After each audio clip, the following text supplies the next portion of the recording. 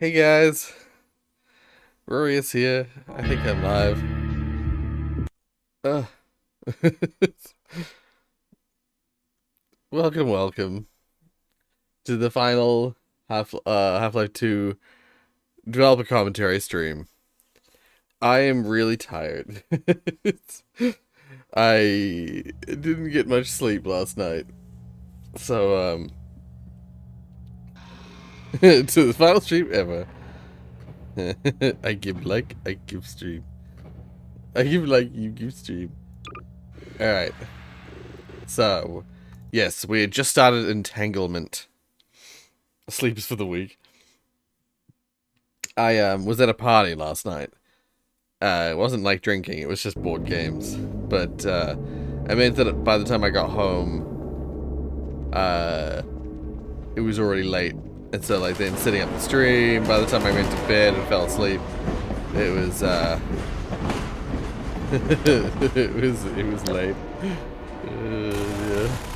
Hold it there. Hello. Gordon, you made it. Boy, am I glad to see you.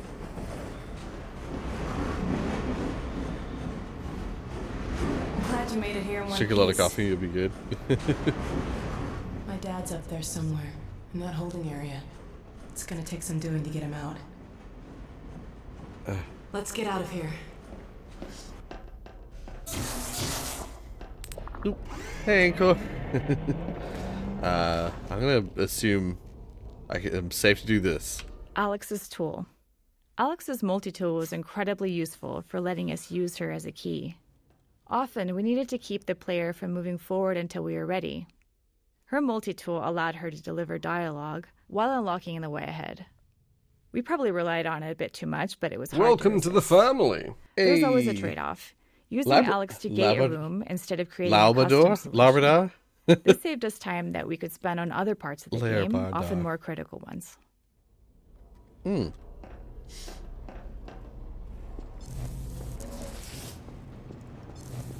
I thought it was Labrador. I do apologize. Alex as companion. This section became an unintentional prototype for what episode 1 would eventually feature.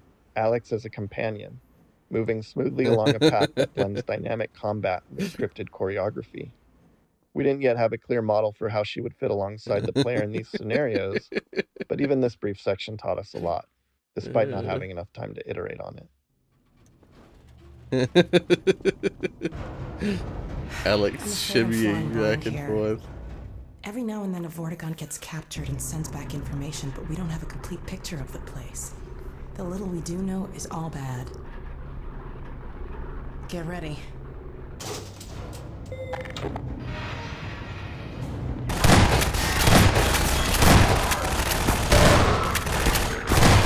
I remember this is one of the areas that Alex can die. No.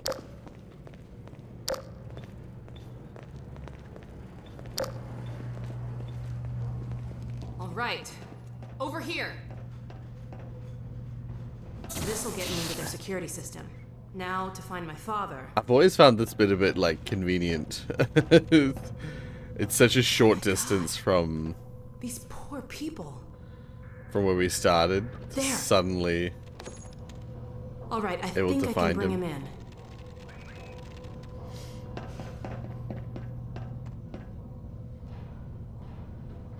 You think it was concept art for the design of the commentary node? There. He's on the way. Let's go meet him. The design of the commentary node. You know what? I don't think there was that much thought put into it. Follow me. But I like the design of the commentary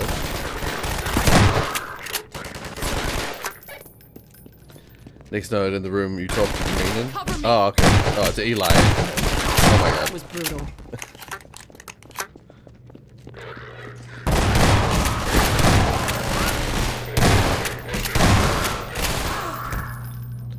Alex definitely is not as intelligent in this as she is in episode 1. Her, like, combat AI definitely isn't quite as clever. Let me just get this open. I haven't been using these orbs much. There he is. Alright. Cool. All right. Let me see if I can get this open.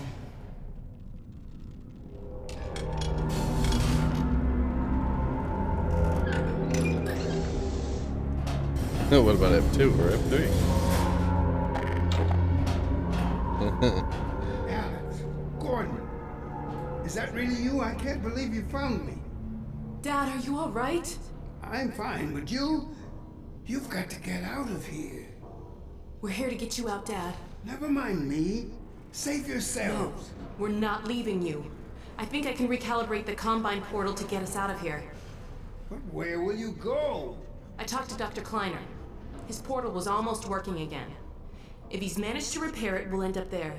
If he hasn't, well, we couldn't be any worse off. It's not worth the risk, Alex. If they had just made Can't lose F3 you. back then, Get out while you can. it wouldn't have been that We're much not better than leaving here F2. without That's But fine. now, We can't leave Judith here either. Don't we worry, have a Dad, nice we'll find her. advanced AI For for... now, I'm going to send you to the teleport chamber. I'm not saying goodbye, Dad. We'll meet you there. I know you will. I'll see you there, baby. I've always liked that line. Eli in pod choreography. We wrote and recorded dialogue for the scene while still building out Nova Prospect. At that stage, we knew Alex and Gordon would teleport out of the prison, but none of those specifics have been worked out. So the dialogue needed to be broad enough to fit whatever we ultimately built. This led us to focus less on the player's actions and more on Alex's vulnerability and her connection to her father. We hoped the emotion would carry the scene more than the narrative itself. Ultimately, we're aiming for the player to care about these characters and want to prioritize what's important to Alex. I don't want... Okay, never mind. I was going to say, I don't want to accidentally cut it off. I was like, I don't think there's a level load there, but just in case.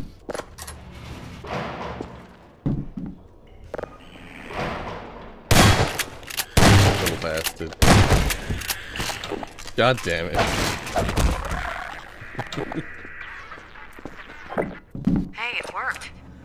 Let's see what I can do to clear the way for That's you. right, this doesn't actually show up until Keep an eye out for Moss. Alex my dad to actually the makes prison it back as to far as I the can, then I'll get you. computer, which I've always found fascinating. Hang on, I'll see if I can figure out how to get that gate open. Yeah, if you watch, Okay, got she like runs all the way back to the first computer, and then and then as soon as she reaches it, that's when the feed actually picks up. It's like a weird bit of realism.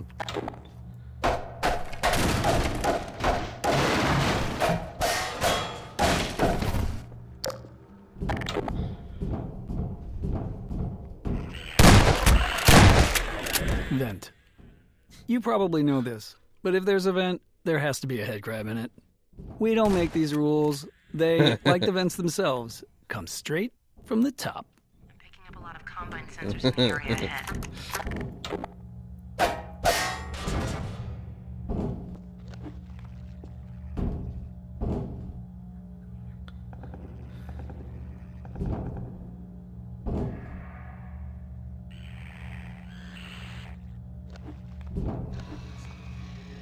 Damn them not wanting to trigger the bomb.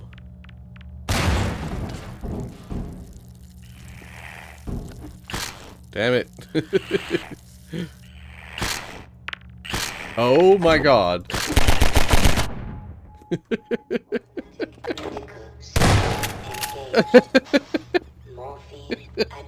I'll start working on this gate.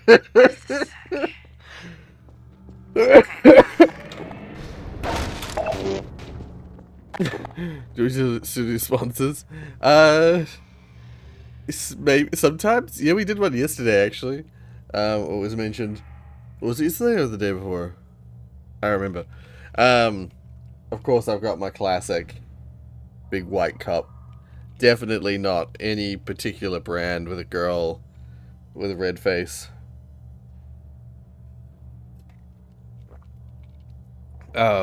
It's just diet. It's just zero sugar Sprite in a Wendy's cup. It's not even original Wendy's. But I also have a couple of little snacks for myself. I always have a couple of these on the table. They're shapes. they're just like little crackers. Hashtag not sponsored. We've run out of the good flavors, so I'm left with just straight cheddar and the mini chicken crimpy crackers.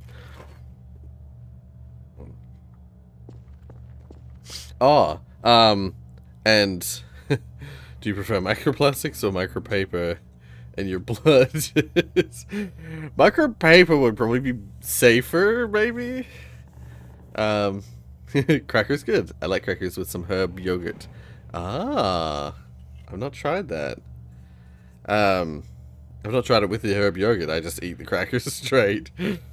But so yesterday I talked about how I've been getting into 3D printing stuff, and I 3D printed this, the Yuri logo from Red Alert 2.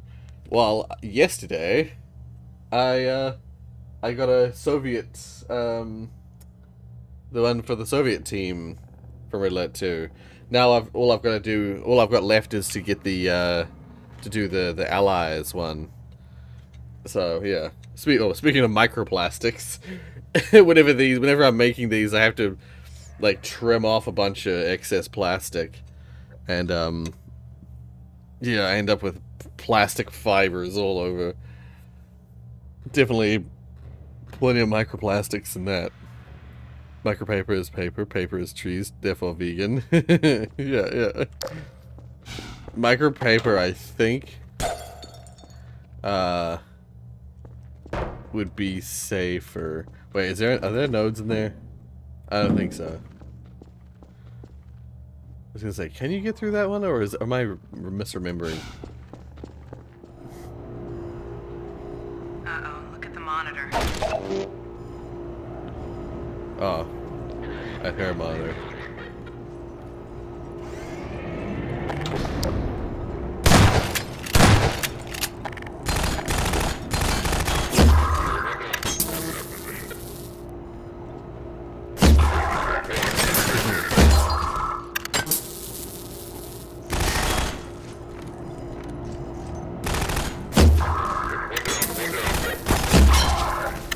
Could have kept the feed up there so I can see that they're still coming. Look targets. One of the key tools in our design toolkit is the look target. An Yeah. invisible point in space that activates when the player looks at it.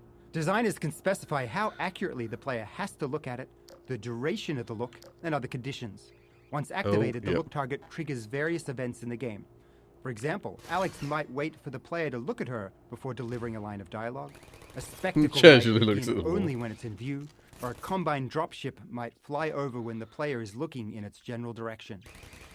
Once we implemented look targets, designers found endless ways to use them to make gameplay feel more reliable for players, especially since some move at Yeah. very different speeds or in difficult to predict ways. Yeah. Look targets are an extremely powerful dev tool for the Source engine. It's one of those things where, like, I wish that, like, that's actually something that I should make. I should just make a, like, component that I can use in future for that, for Unity, because, the Unity engine doesn't natively have anything like that. I have made stuff like that in the past, but it's such a useful tool for, like, making sure things happen when the player is actually looking at them.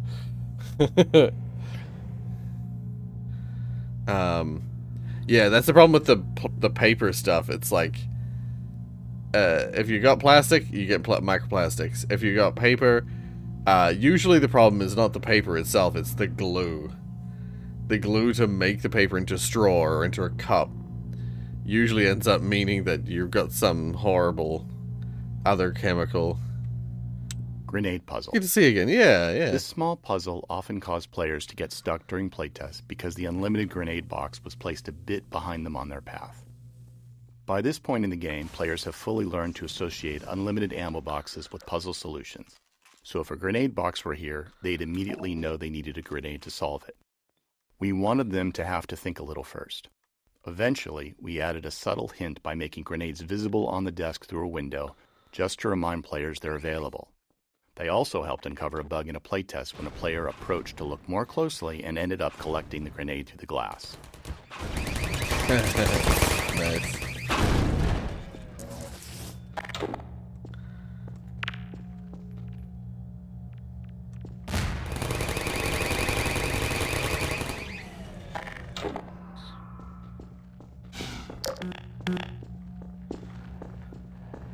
Oh yeah, that's right.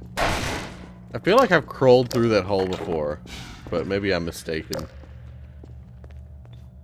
If I did, though, I would have missed those nodes. You're coming up to another control room. Looks like it's locked. I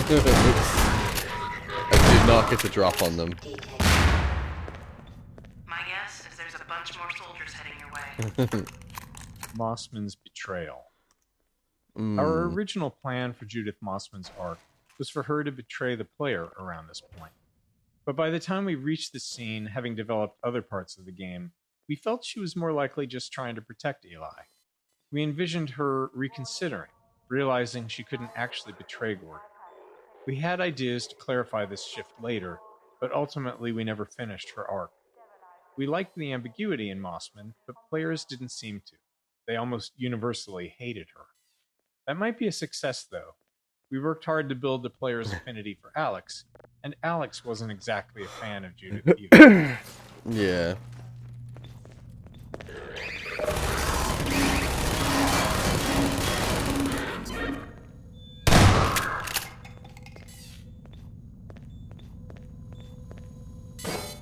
Yeah, they did such a good job making us, like Alex and Eli, that the idea that someone would betray them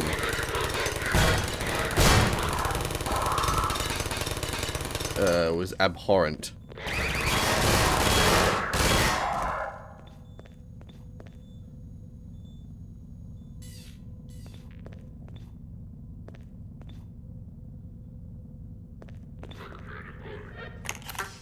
I've never really liked these moments where you have to just sit and wait. For something to happen.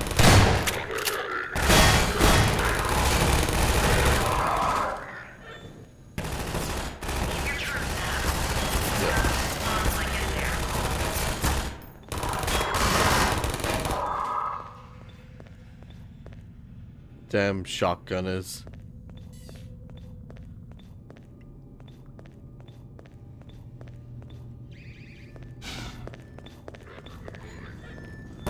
Mad hacks.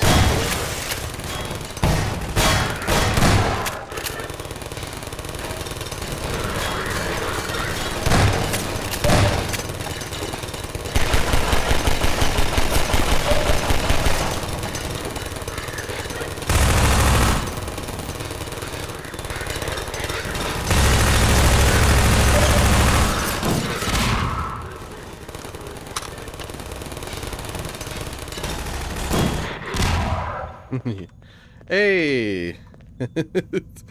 Thank you, Tiana. I appreciate it. Mecha, Fish, Welcome Palazzo, to the family. Malik, and Jamsicle. Ah.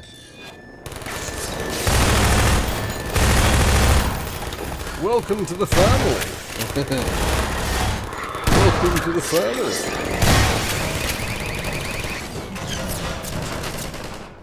Welcome to the family.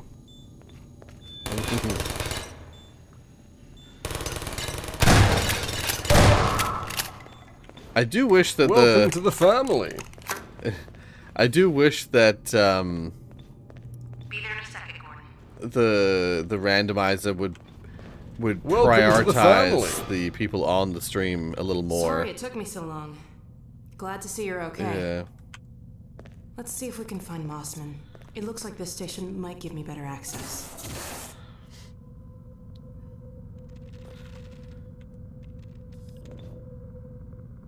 There she is. Wait a minute. How'd she... It's from your area. I'm not calling about that. What's she up to? You promised you weren't going to touch Eli. Oh my The god. soldiers were a bit overzealous, I admit, but he was too tempting a prize to simply turn loose. especially in the absence of Gordon Freeman. You would have had Freeman if you'd been patient and just waited for my signal. We weren't entirely sure you were ever going to get around to that. Human loyalties being what they are. Dr. As I have stated before, you have to let Eli come around on his own. You get a membership, and you get a membership. Longer than you, my dear. I'm afraid your feelings for him may have blinded you. Yes. Everyone in the stream, that you should make sure that you've, if you go click join below, go to like the settings and change it so that it's like always allow memberships. Damn her! I don't believe this. And then that'll make it so it's more likely you'll get it. Come on, Gordon. Now we've really got to hurry. Go on ahead. I'll disrupt the next level of security and catch up with you when I can. Summer Santa. But for me, it's winter, so you're the official Santa. Whereas most Christmas stuff that happens here is during summer. Turret training exit. This pile of trash, along with the cluttered descent down the stairs, is designed to discourage players from bringing a turret with them. While it wouldn't break anything if they did, we wanted to make it less likely.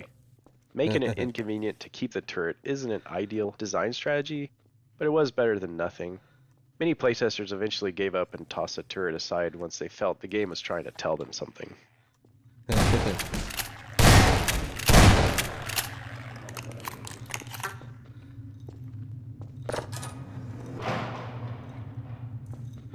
I always forget you turn around here. This feels like the wrong way to go somehow.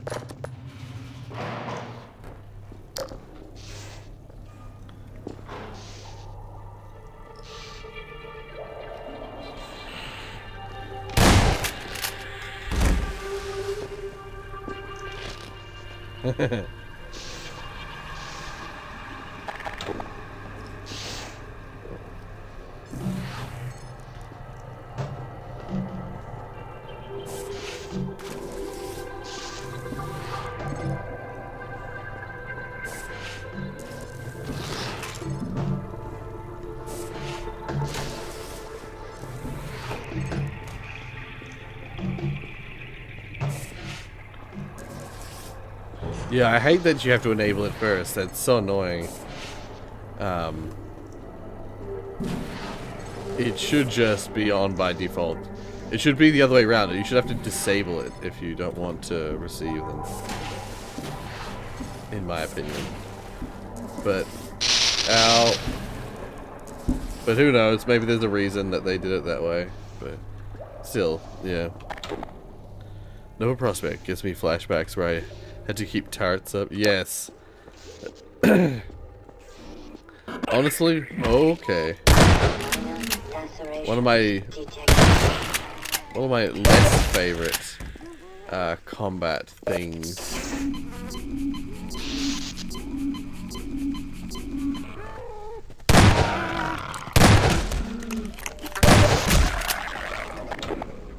In the Half-Life games, that is. Do I bomb this? I have this in my head. Did I bomb this? No? Hey, there we go. I like that, Tiana, you received a membership for yourself. Welcome to the family. Holy shit. Yeah, Pop got one. Tiana got one from herself. Conan got Welcome one. to the Killy got family. one. And Zach got one. Nice. Thank you, Tiana, Welcome for to all the the gift family. memberships. I really appreciate it. And I love that the poor bot has to desperately try and Welcome to the family. to address all of them. Welcome to the family. I can't believe I still use that same. Welcome to the family. I use that same voice line. I remember when there was a placeholder because it was like the way of Lord Minion 777 used that same voice line, and I was just like, I'm just gonna use this as a temporary voice line. Final turret arena. When building the arc of a gameplay element, like allied turret usage, we often build a prototype that represents the arc's endpoint first. We iterate on that prototype until the playtests show that it works. Then we work backward, adding preceding scenarios to introduce the element and build player skill. This approach ensures the final arc is engaging before we invest substantial time. It also means that, by the time we create training scenarios, we've observed enough playtests to know which skills need guidance and which players will grasp naturally. The final turret scenario was our goal, emphasizing the player's defense against enemies from multiple directions, requiring dynamic turret placement and recovery. Yeah. So, okay. In previous ones, it was implied that they often did just start with the start and then they worked upward. Allied turrets balancing. But Balancing this fight around the allied turrets was challenging. The turrets are the novel element here, so if players ignore them, the gameplay feels redundant, because so much of it is similar to what's come before. We wanted to require turret usage and reward strategic placement, but it was highly binary. Perfect placement made a fight easy, while poor placement made it very difficult. Tuning and custom soldier AI logic helped. Soldiers became better at toppling turrets by throwing grenades or flanking to knock them down. These changes made the fight less about a perfect setup and more about actively maintaining turrets, as any setup will be disrupted at some point. Playtests vary widely, with some players finding it too and others calling it their favorite fight. Running out of time, we ultimately made it a bit easier and shipped it, though we were unsatisfied with the final balance.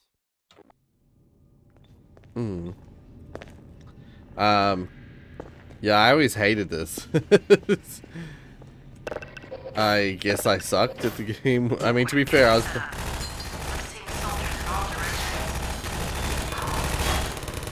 To be fair, the first time I ever did this fight, you know, I was dealing... It was on PlayStation.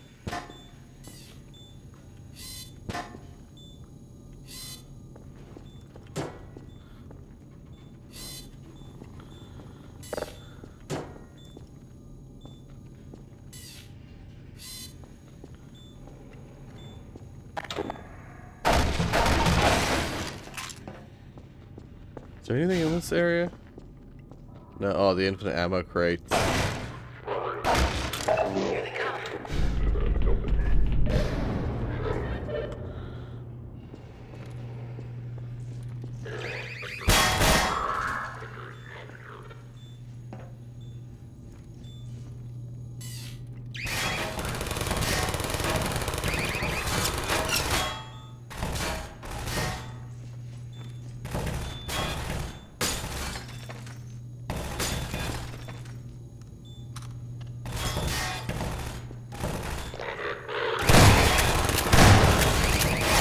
God damn it.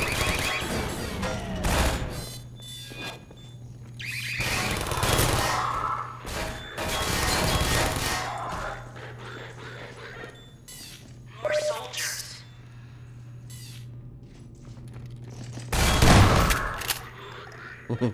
Welcome to the family. Welcome to the family.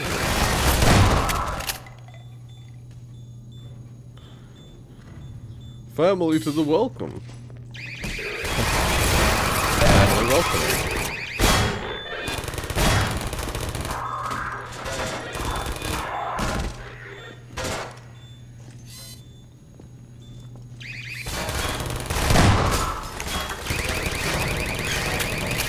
I swear, sometimes it just is like, this shot is gonna knock this turret over. And you see just like a regular old like machine gun shot just randomly tilts the turret like crazy.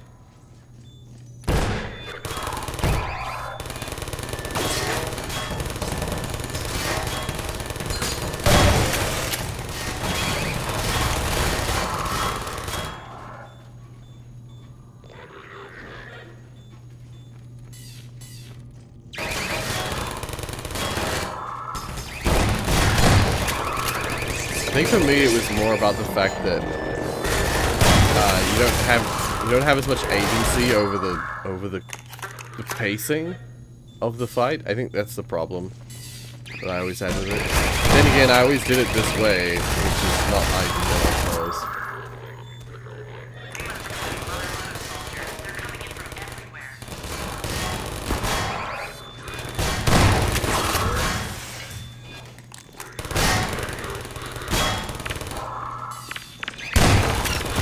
Damn it. I was like, if I just shoot it, I can knock it over.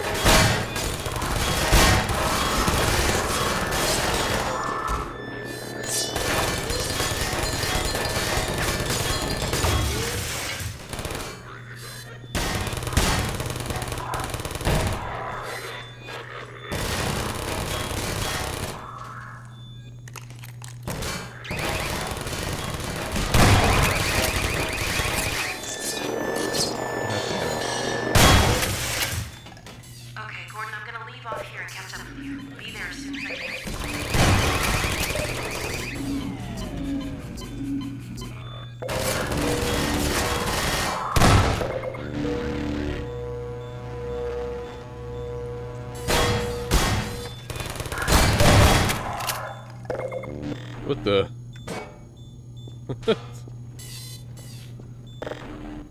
Yeah. No, I just always, again, it was, for me it was less that it was actually all that hard. I don't remember, like, dying heaps, but I just remember not knowing that when it was going to end. And I think in one of the first times I ever did it, one of the soldiers got stuck outside of the playable area.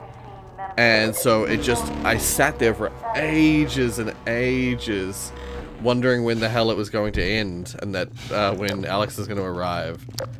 And eventually at some point it did end. But I think I had to load it a couple of times before I actually would get like all the way to the end. Flares.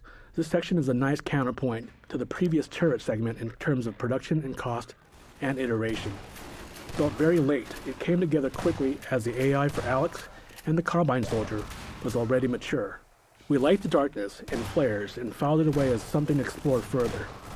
Later, we revisited it when planning the dark sections in episode 1. Where is Alex? I was gonna say, she's not helping me at all.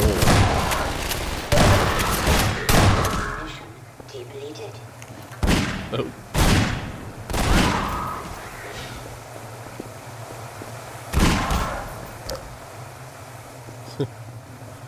It sucks when you, it sucks to miss with the revolver. It feels so painful.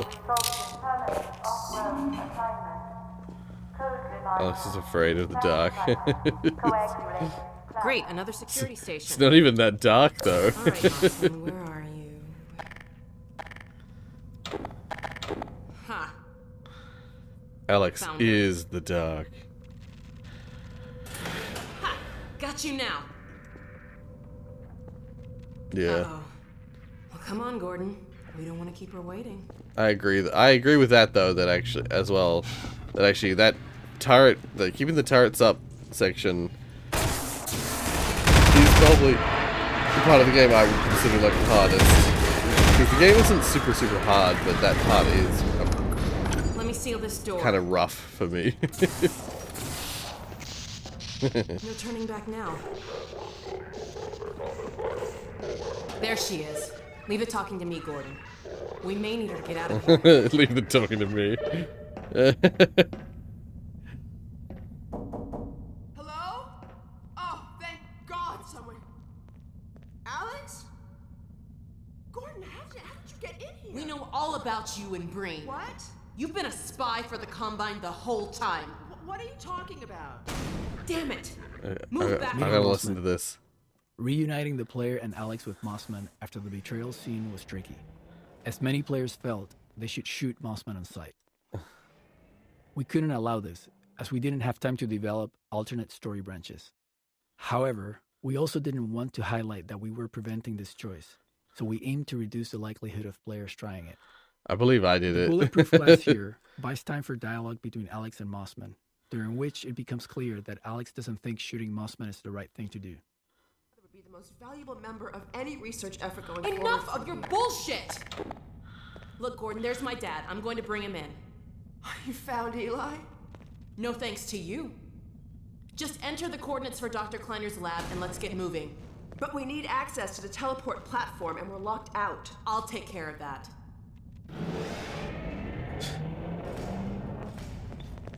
Let's get going. In hindsight, poor Mossman. I feel bad. Mossman and Eli. This choreo scene required significant iteration. We wanted to deliver a plot twist in the middle of the scene while keeping player control unrestricted. It required a delicate balance to make that twist clear, yet still make sure that it was uninterruptible. If players followed Alex to the console, they needed to understand what was happening when they turned around. If they stayed back and watched Mossman, they needed to understand what was happening without feeling it was something that they should try to prevent. It required extensive tuning and playtesting to get the timing right, but ultimately, we employed a combination of distraction, delivering the crucial moment quickly, and then finally delivering an explanation after the event. Coordinates, Dr. Mossman. So, this is the Combine. It's smaller than I imagined. Hurry up, Mossman. Dr. Kleiner. Yes, Alex. Where are you? We're in Nova Prospect, and we're running the Zen emulation for the first time. Are you ready for us? Ready, willing, and fully enabled. Good. We'll send my dad through first. He's in position for... What's that? Hold on, gotta bring this back down. I always hated that you couldn't follow through there. No, stop! What are you doing? I'm sorry, Alex. It's the only way. No! What's going on, Dad! Alex? Jonas! No! What's happening? I was sure they'll all go to Dr. Kleiner's lab with no issue.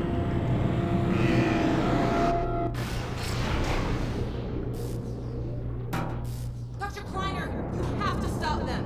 Stop, my dear. Oh my god. They're best What friends. are these? Where the hell did she take him? I have a feeling that Alex doesn't like Judith very much. Cover me, Gordon.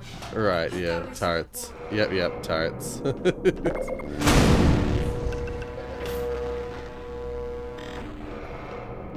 What's interesting is that the turret section in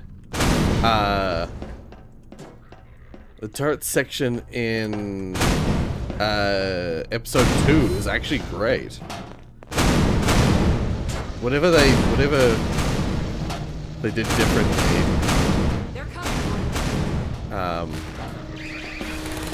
worked real well.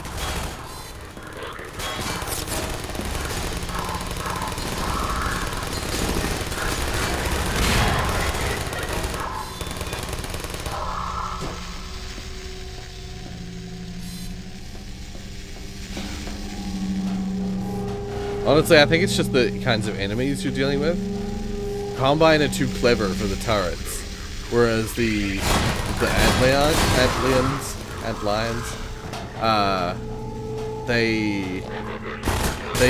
they get melted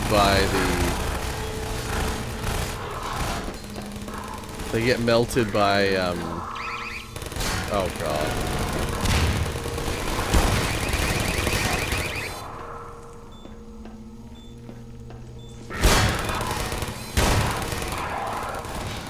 Get melted by the turrets nice and effectively. Oh.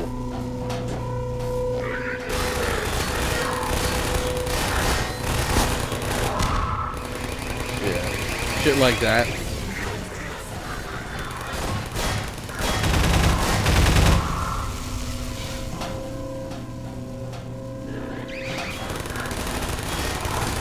Combine being able to throw grenades and knock over the turrets.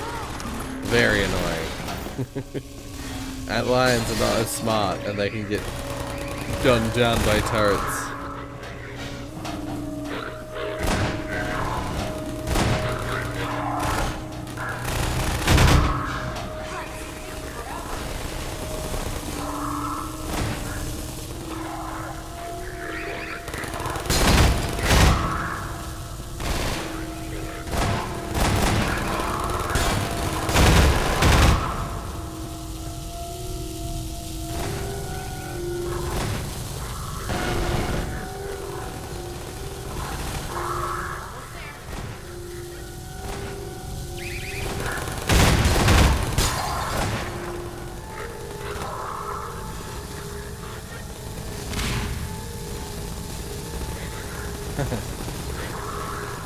They failed. They failed to grenade it.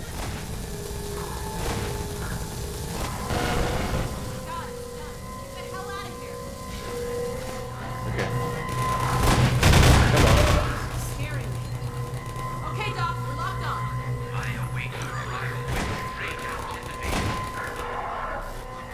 And then this is the part where they suddenly all they managed to knock them all over. Yeah.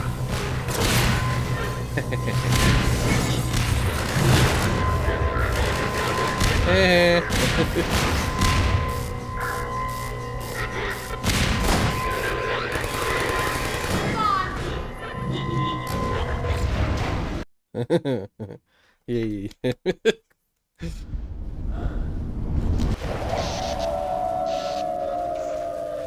My God, we made it.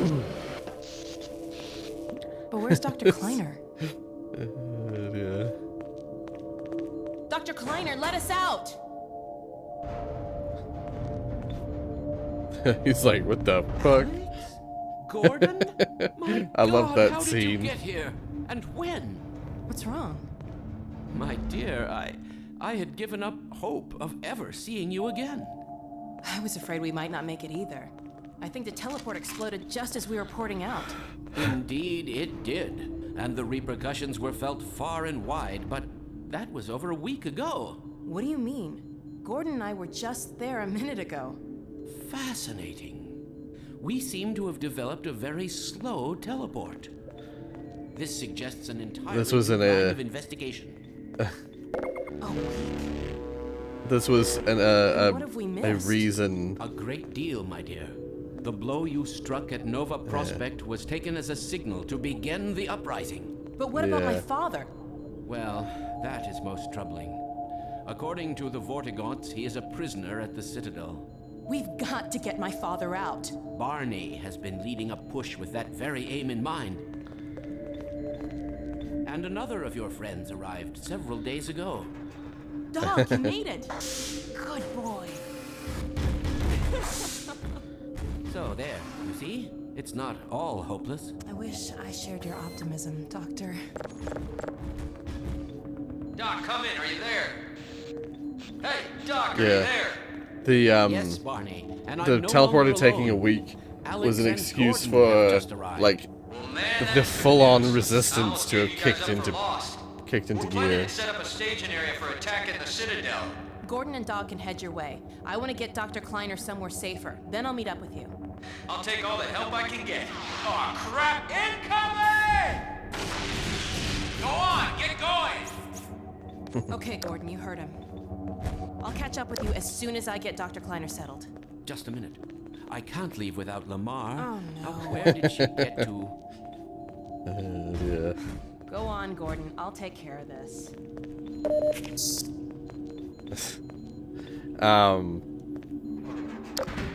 Gordon, take care of yourself out there. I Dr. will. Kleiner, there's really no time. Yeah.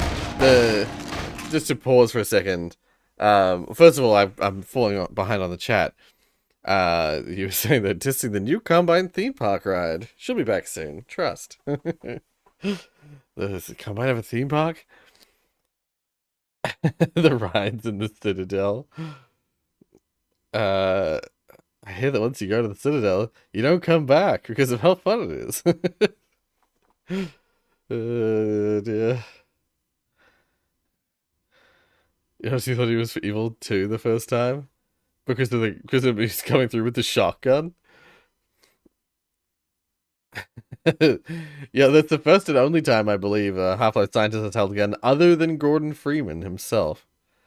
Unless you include that one spin-off game that technically never came out. At least it didn't come out for the Dreamcast. The Decay.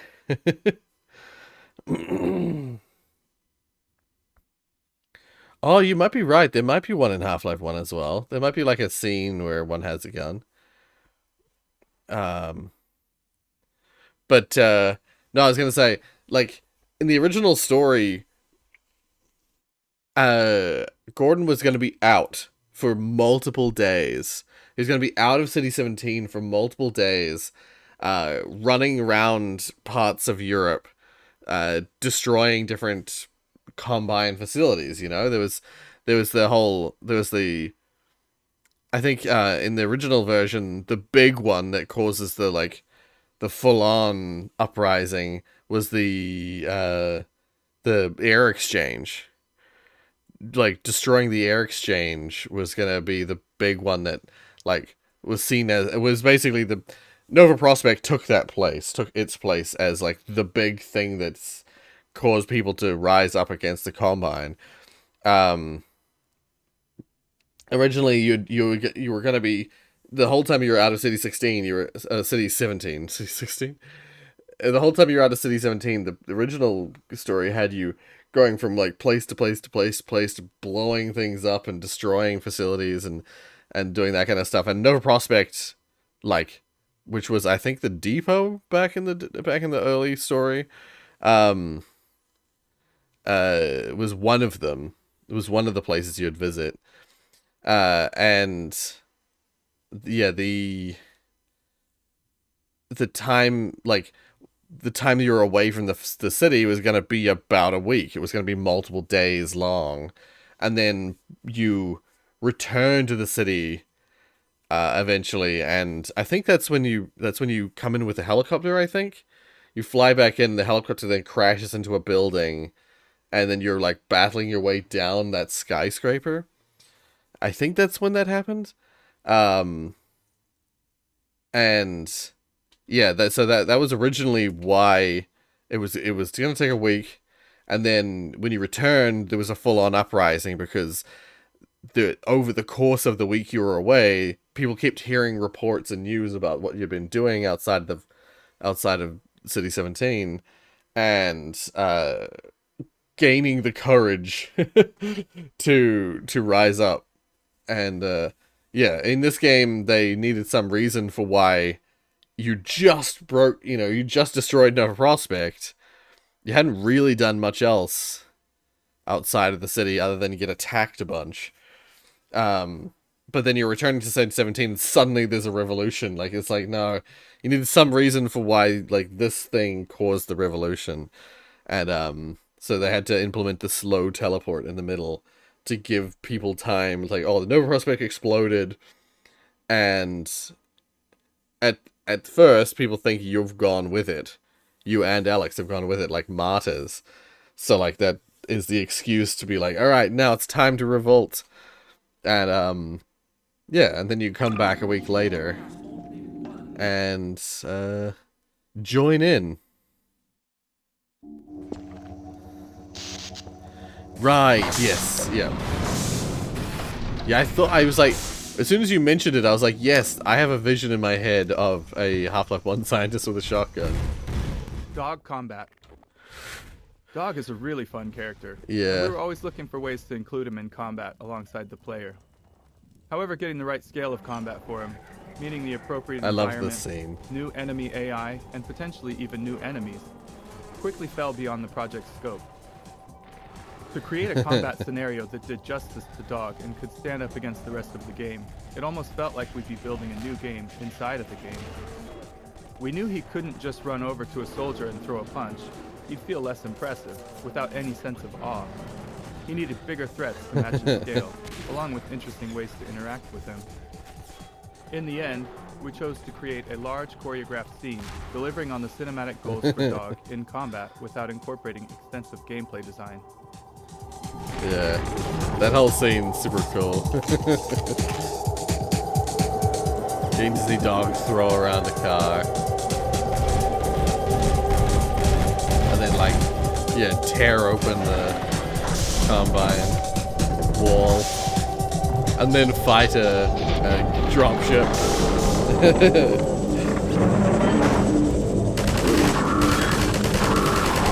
Oh, they have to use the Walter model. Right!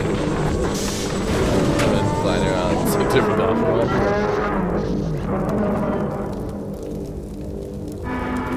Yeah, and then you're like, oh shit. Time to get out of here. But first...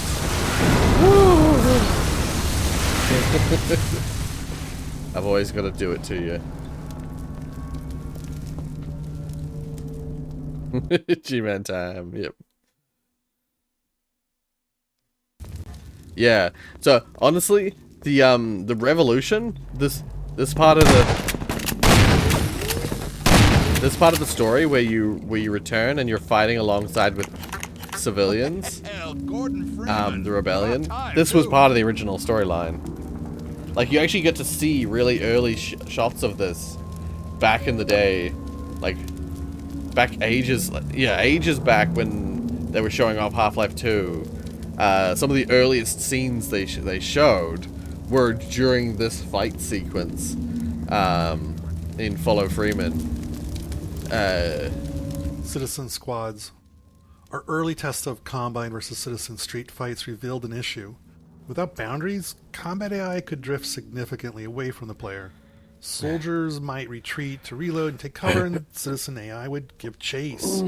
We needed a way to align the citizens' actions more closely with the player's goals, keeping them aware of where the player was heading and which enemies the player wanted to engage. This led to the creation of a citizen player squad. The citizen AI used the squad to move with the player, engaging the same enemies and providing a basic interface for the player commands. We initially had a more complex command system, but it quickly became unwieldy, so we scaled it back. Honestly, for the best. I think some complicated command system where you're able to make your squad make formations and do that kind of stuff, I think that would have been terrible. Terrible for the kind of game this is supposed to be.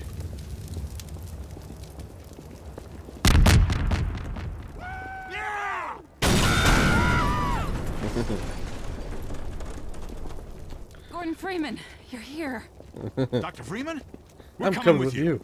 Once we'd established the Citizen Player Squad and started building scenarios around it, we found it created other interesting opportunities. Playtesters began to care about specific squad members, so we added more to their design. Squad members would pick up better weapons if they found them. I do love this modified version of the plaza. And medics would heal the player as necessary.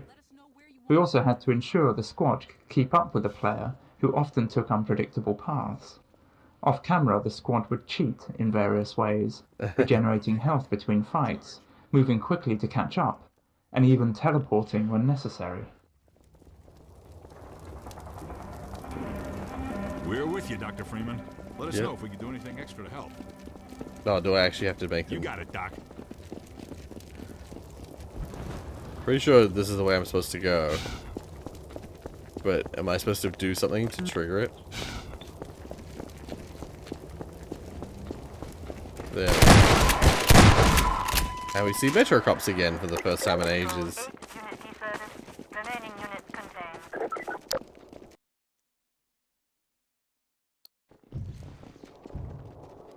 Where do these giant combined walls come from, though?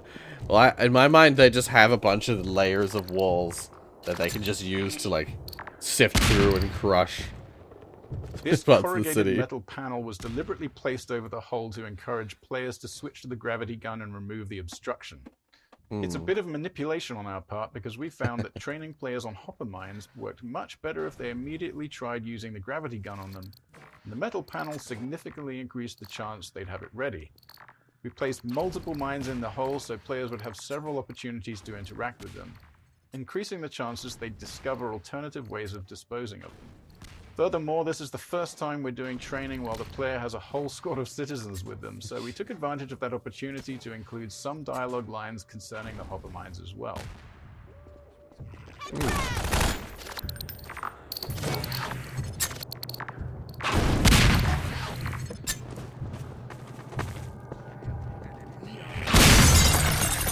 Oh.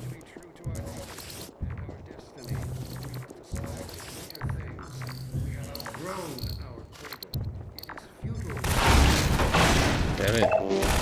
I was moving. Alright.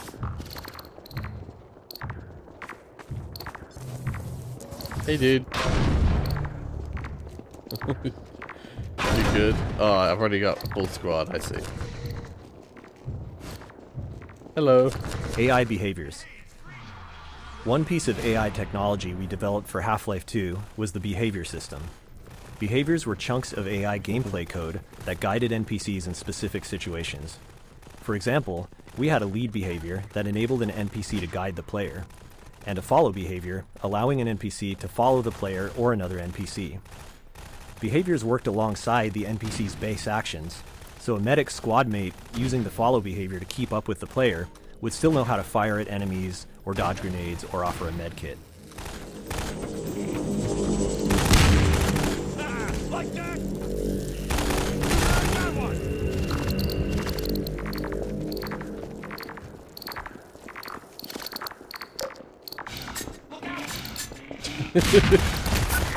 Ah! Shit. God.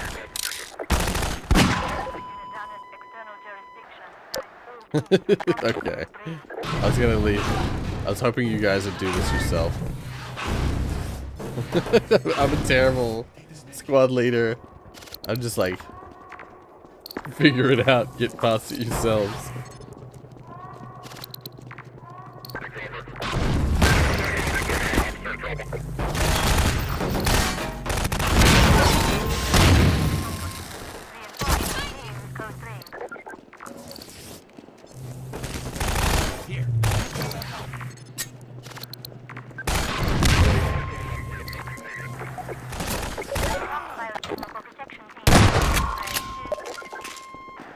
God damn it, I should have reloaded.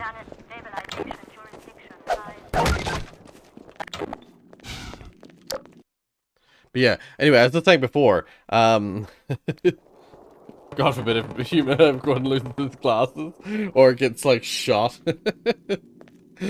Humanity's screwed. Yeah, as I was saying before,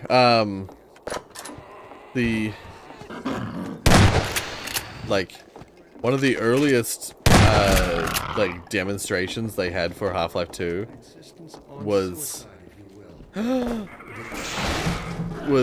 one that has like they're in the city, they've got a little squad of guys, of rebels, and then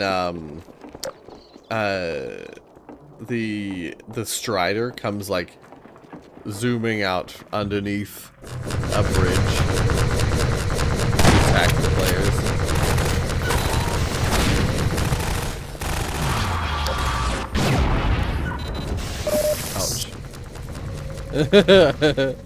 I like the idea that I hurt myself and then immediately took the med kit that was supposed to be for that guy.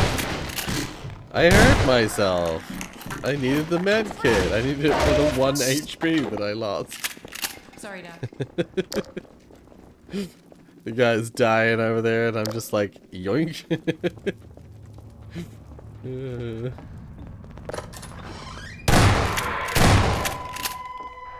Thank you. Oops. Get the heck out of my way.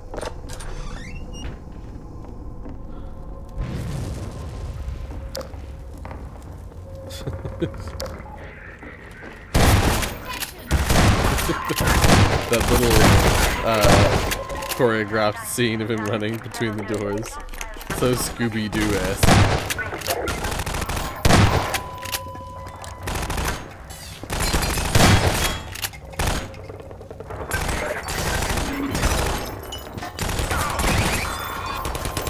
I forget if these can be, I don't think they can be used for us, can they?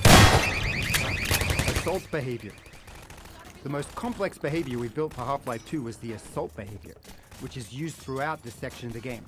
It allowed level designers to set up combat scenarios with combined soldiers and citizens, establishing battle lines between them and controlling how those battles played out based on the player's actions. NPCs involved in an assault would try to find smart firing positions and use cover based on the battle line's location. As the player advanced down a street, they might push the battle line forward, causing allied citizens to advance while enemy soldiers fell back.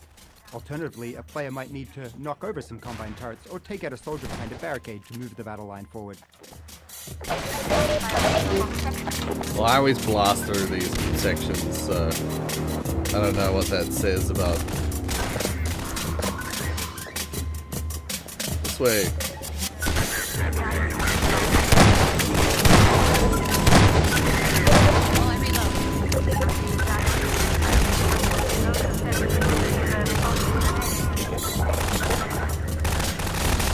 I don't give my citizens time to really do any of the squad stuff. I just blast through and...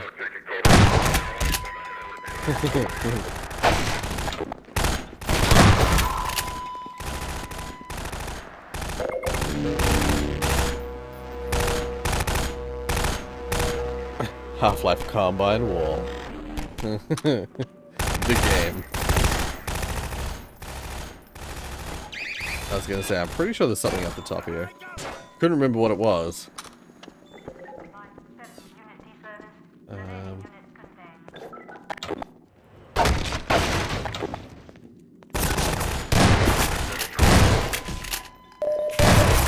Yeah, so Scooby-Doo-esque.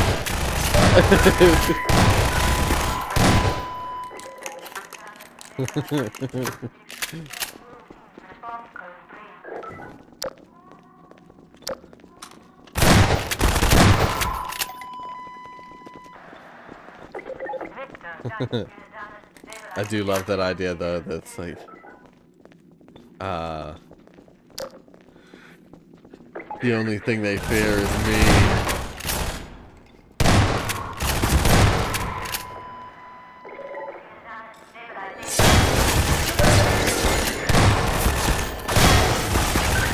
Ow.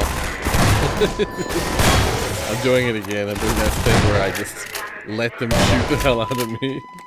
Take this medkit. Thank you. I went from basically full health, full armor to 60 health.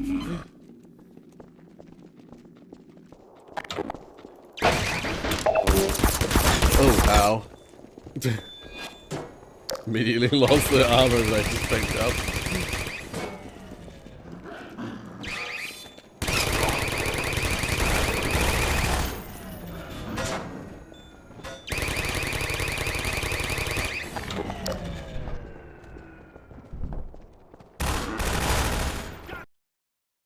Right, I was trying to remember which way. Well, lost my citizens. There's this little area up here that I've... Oh, it's just for this, that's right. I was like, what's this area again? In that mod pack that I was talking about in previous streams, this is where the Combine Assassin would show up. For the first time.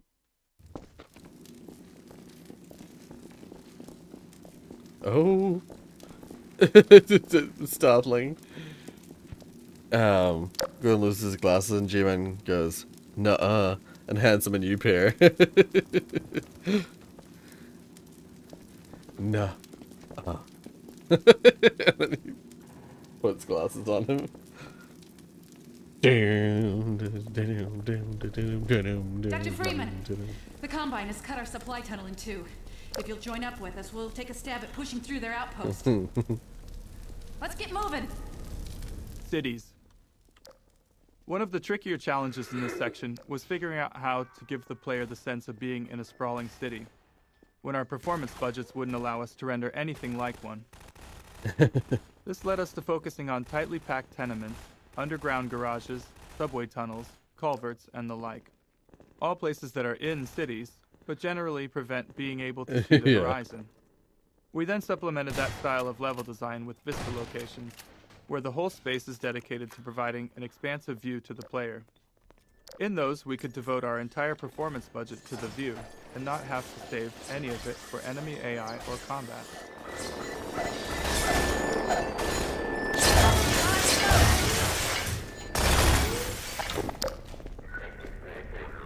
Oh my god, get the fuck out of the way.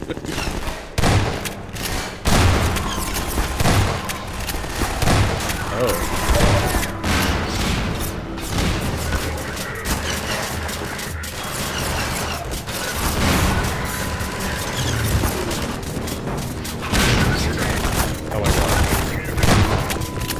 swear to God.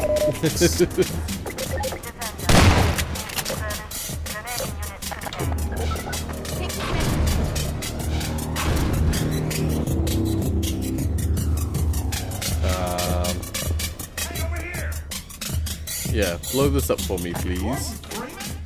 It is you, isn't it? Hey, give me a minute. I'm gonna plant some charges and blow this open. It always annoys me you can't just blow it up yourself.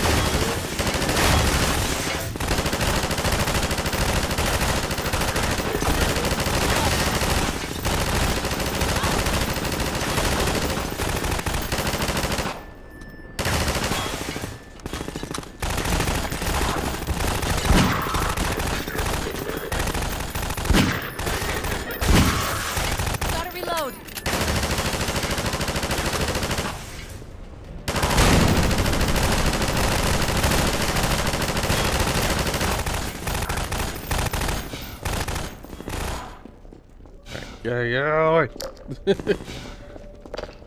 That door's locked from the other side, Dr. Freeman. Maybe you can It's over find a here, way isn't around. it? Yep. Looks nasty in there. Good thing you got that suit.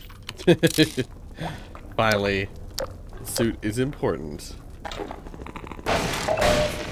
Because we're in a hazardous environment.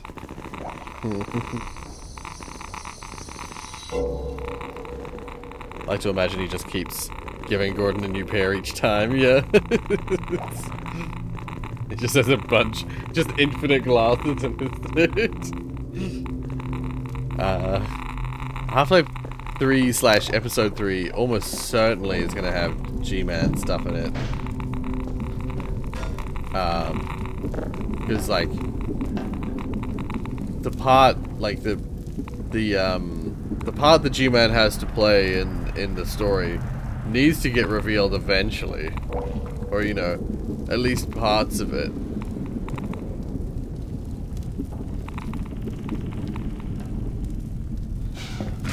Damn it. I was like, screw doing the puzzles.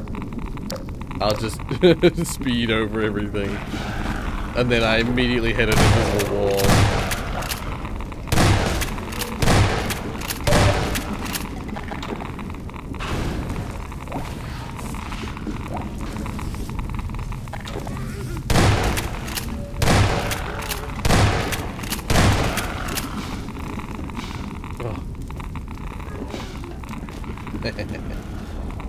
That's right.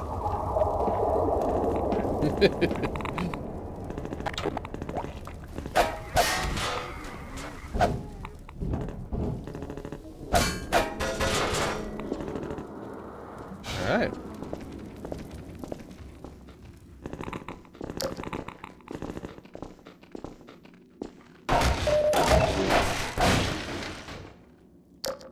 If it doesn't, it sucks, yeah.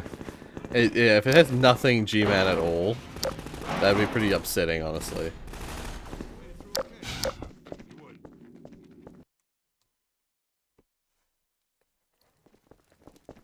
Valve puzzles. I hate Valve puzzles.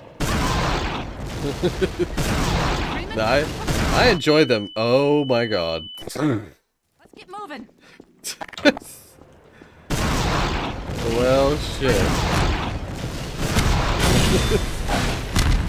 I actually enjoy Valve puzzles. It's not safe here anymore. They're shelling the hell out of us. But sometimes I just don't have the patience.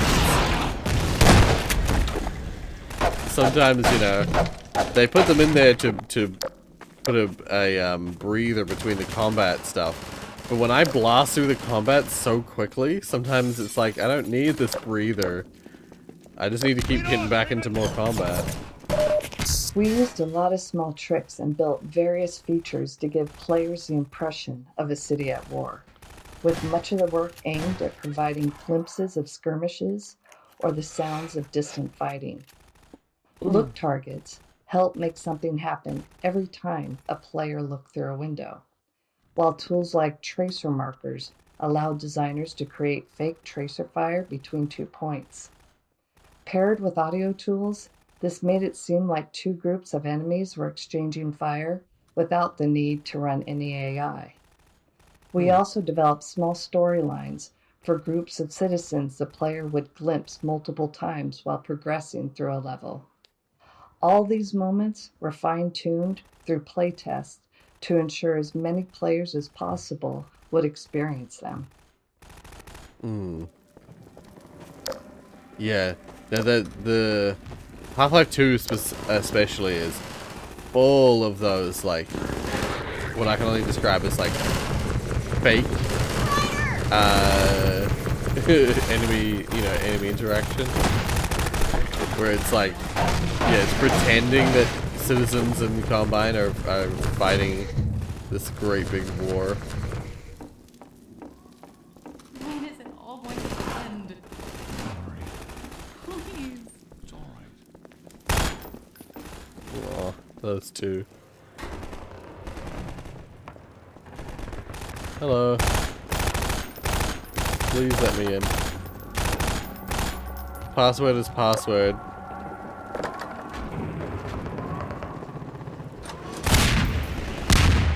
It's wrong part. Oh, damn it. I have managed to save that guy before. I failed this time. I forgot that it was coming.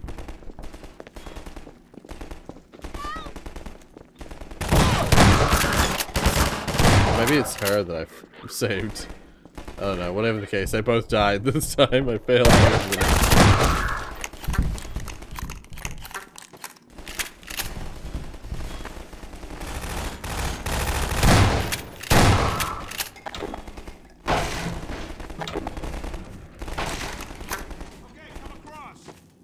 I'm a bit of a one-note fighter in this game. Sorry. Almost always use the friggin' shotgun.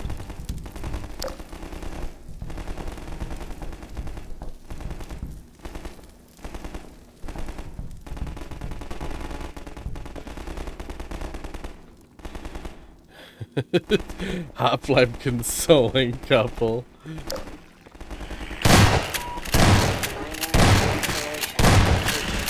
Oh my god.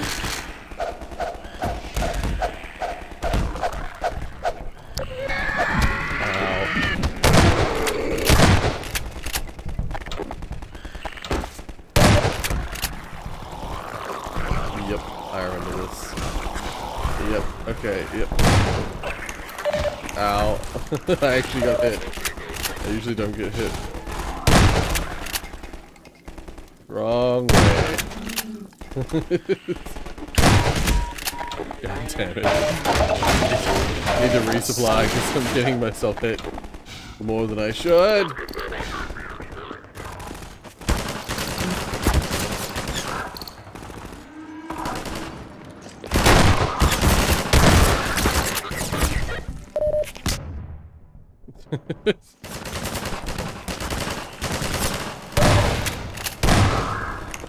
I have a funny feeling the nodes are pretty few and far between here.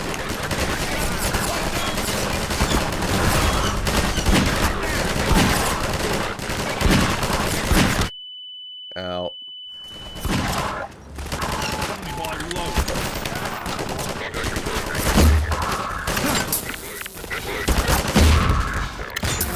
Bastard throwing grenades constantly.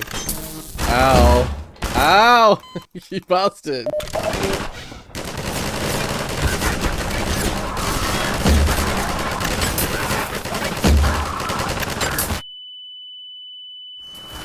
God fucking damn it.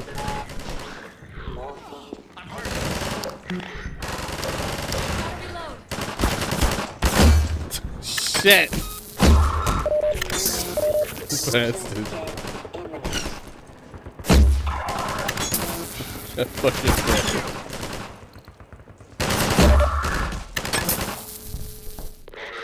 Like I was saying, that guy hops down, and I get all my fucking stuff back. No! I'm trying to do the speedy playthrough, but since I'm failing, I'm too EP. I don't have the accuracy, I'm too EP.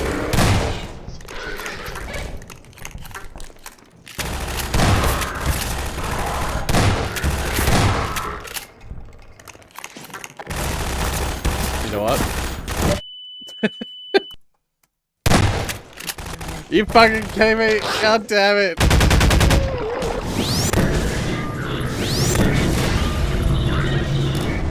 Thank you.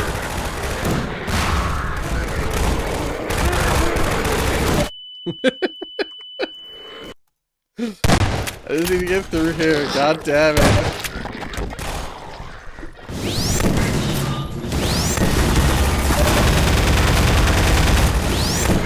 What the fuck?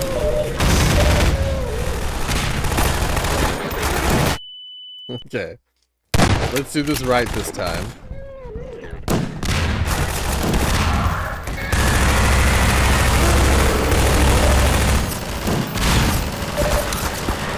Okay.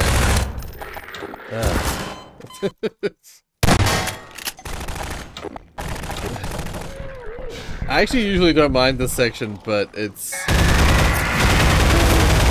I'm trying to not linger in places because, yeah, ultimately this is a developer commentary playthrough, and I'm trying to get to the developer commentary nodes.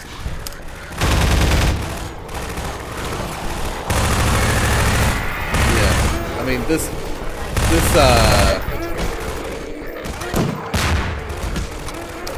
building isn't super appealing.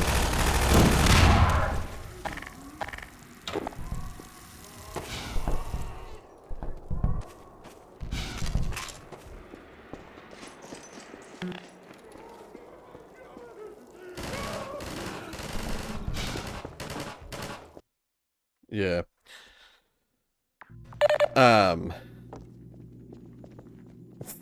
Heal me, please. Follow Freeman. Thank you.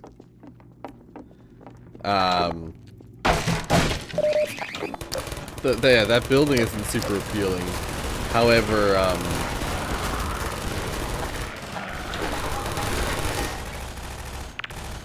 overall, I don't really mind. I don't really mind the section that much. Here, have it. Thank you.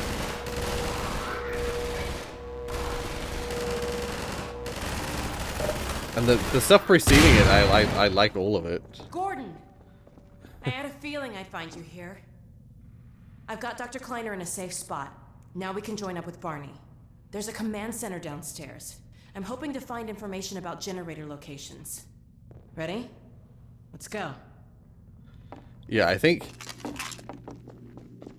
that building full of zombies and Combine is possibly one sort of small weak spot in an otherwise fairly good section. Like that?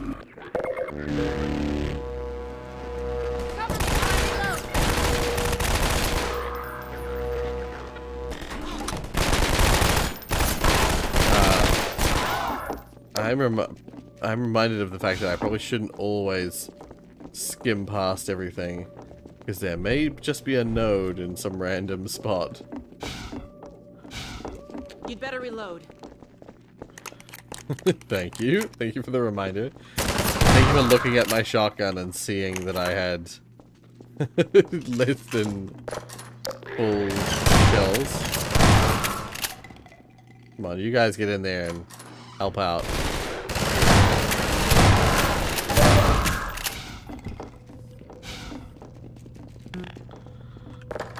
Well, we're in luck. There's a generator in the square outside. We're trying to disable as many This as is we like, can who to this loosen the bitch? Combine's grip on They this gave Alan sector. an evil It'll stare, take yeah. me a few minutes So, to as I say, expose the Alan, core, then I'll need you Alex. to hit it with a burst from the gravity gun. Hey, In the Alan. meantime, watch my back. Hey, Alex. You were amazing Hey. back there, Dr. Freeman, but Hey, I feel sorry Alex. for anyone who put down a security deposit. What do you want, Derek? Oh, hey. Triangle Plaza. This plaza battle was a complex setup using the assault behavior with 2 converging battle lines, 1 for each force field. As the soldiers enter from behind the fields, their battle lines prevent them from individually rushing into the plaza. As the fight escalates and the soldiers build up, the battle lines start to move towards the center of the plaza, which will cause the soldiers to overwhelm the player if they're not repelled.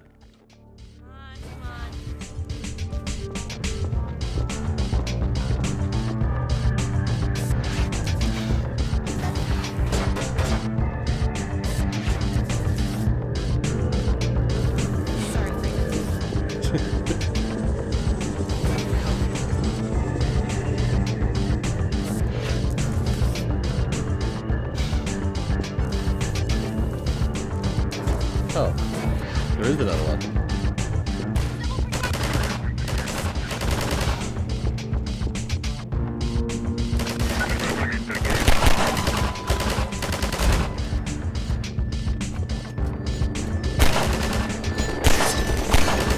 Oh my god. They stopped dealing with it. They started shooting at it, but it stopped.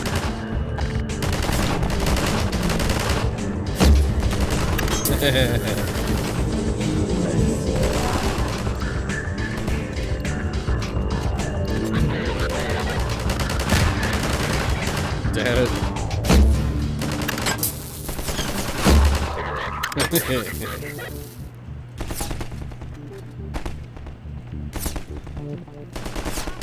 Don't. Oh my god. Stupid idiots.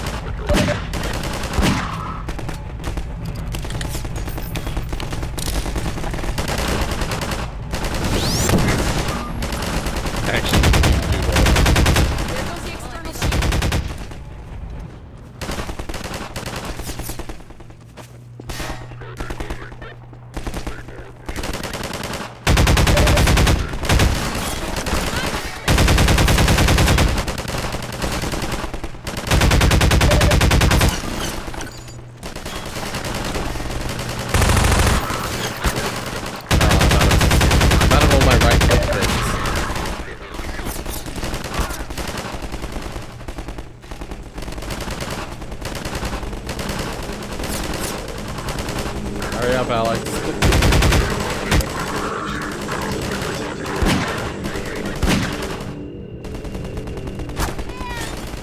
Gotta reload.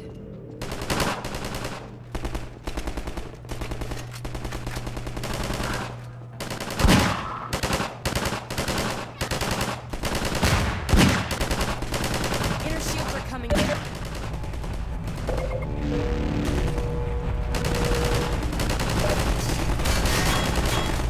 Actually, yeah, I don't mind this combat section nearly as much as the like turret defense stuff. I still find it annoying when I'm like stuck waiting for something and I'm just firing at what is essentially endless streams of enemies.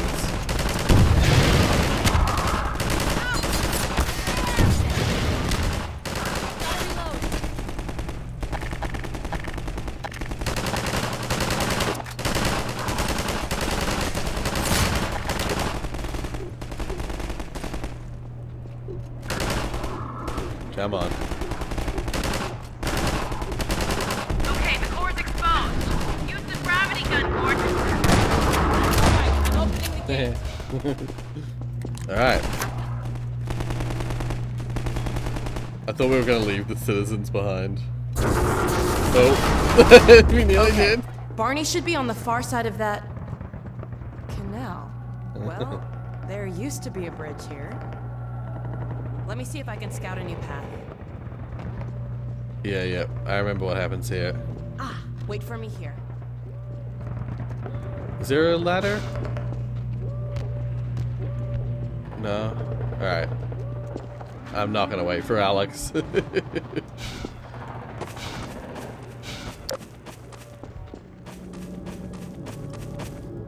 She climbs up and then she gets chased by something.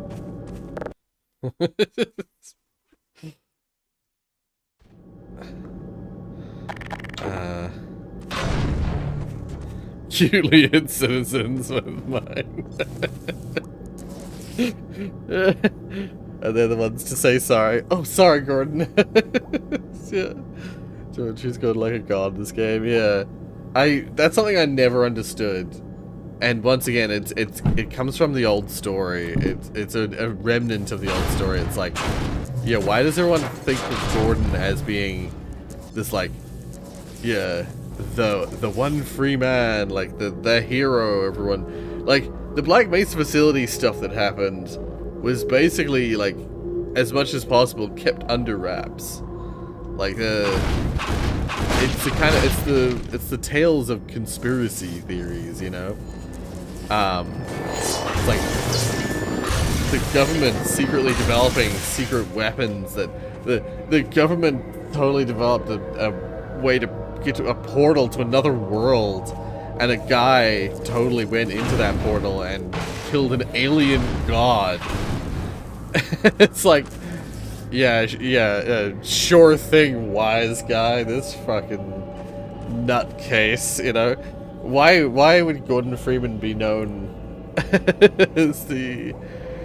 Why would Gordon Freeman's name be known prior to the events of Half-Life 2? I guess, I suppose, to be fair, to give it credit, at the start of the game, it's mostly just Alex and Kleiner and Eli and those ones who know about Gordon.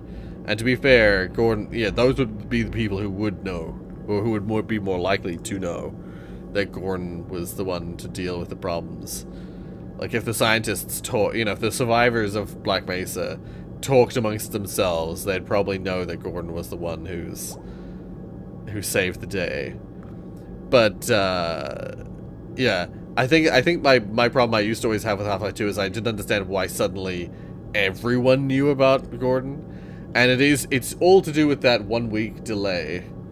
Like, that 1 week delay between when you do the stuff at Nova Prospect and when you return to the city. The fact that everyone knows about you and treats you like a god it's purely because of that.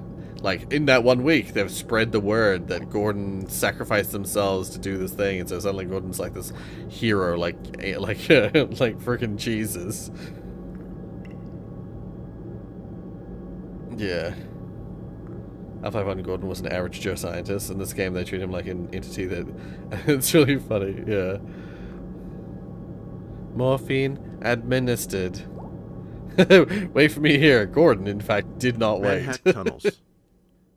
When developing the AI behavior for an NPC, we found it useful for the AI programmer to have a test map in which to experiment. Oh, God. That map would often evolve into an environment specifically designed to showcase the NPC's unique capabilities. Later, when the AI was ready for use by this level was designers, super old, the a test super old map served as as a well. valuable point of reference. Without it, designers could accidentally build scenarios that made an otherwise interesting AI less engaging. In some cases, we were able to incorporate these test maps directly into the game. This small section, for instance, started as the tunnels used to develop the Manhax AI.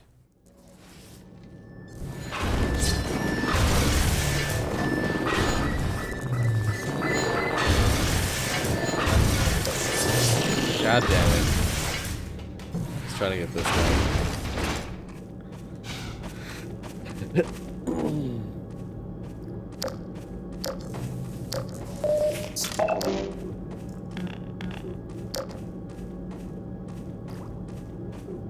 This was the way you're supposed to go. Is it not?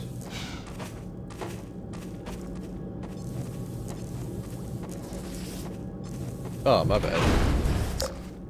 Oh, my bad.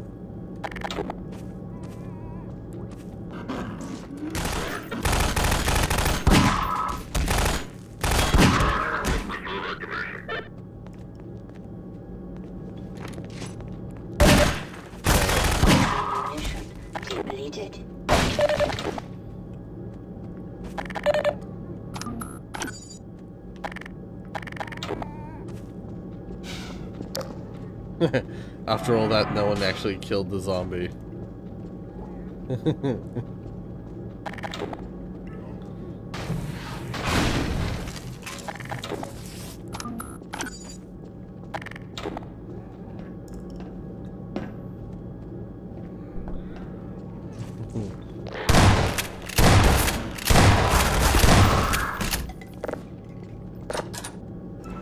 Yes, this door was the one I was thinking of.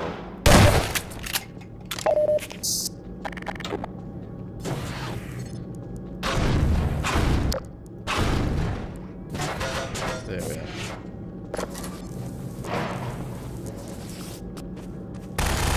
Oh god. What the?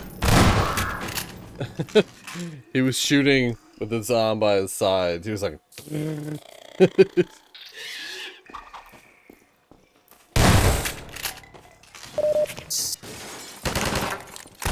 I'll let them have at those. Have at the zombies. Come on. Yeah, perfect.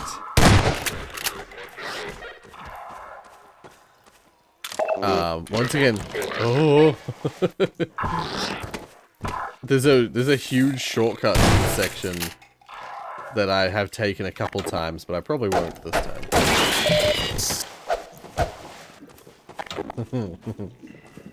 Just in case of the node somewhere along the way. I just remember that there's a...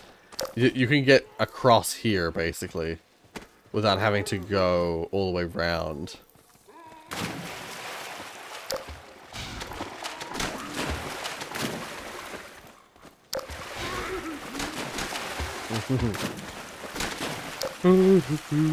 Okay, ow, yep. That was my bad. Grab these real quick.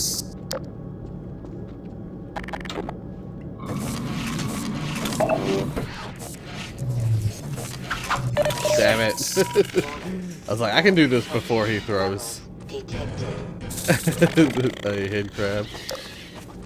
But then he threw the head crab before I could react. As it turns out, the sound effect for throwing the head crab is very much at the very end of the animation.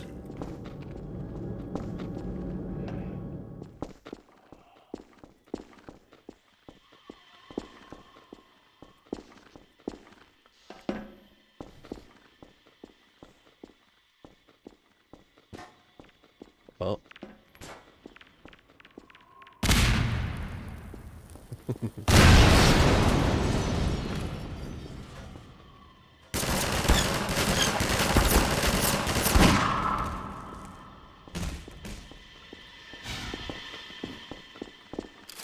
Yeah, there are not a lot of nodes around here.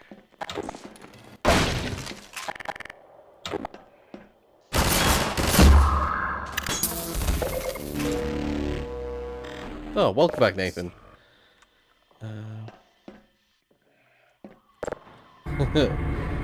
When I think of the citizens in this game, all I can think of is the guy who...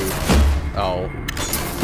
All I ever think about is that guy who goes, "Sometimes I dream about cheese." Dear.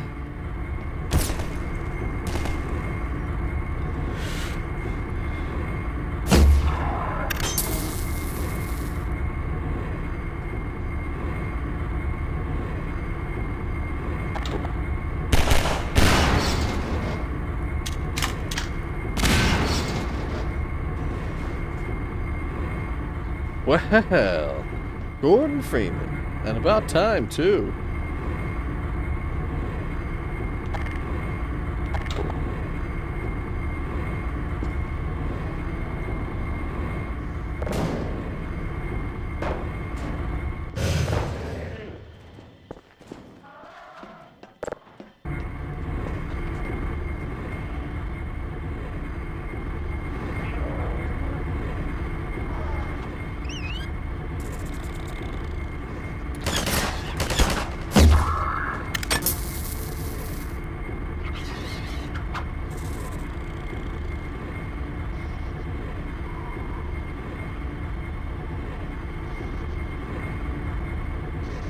For a second there, I was like, where is that poison head crab zombie? I realized it's the one I didn't kill from before.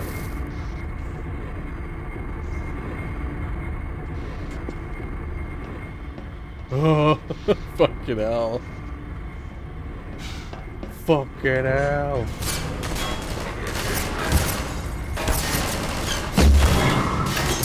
Right, yes. These guys. Elite soldiers for the first time.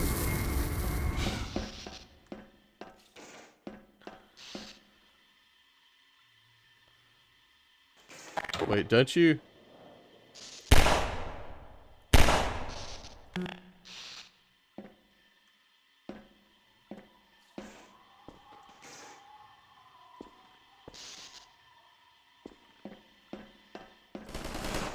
Yeah. I was gonna say, I seem to recall someone comes and pulls that back.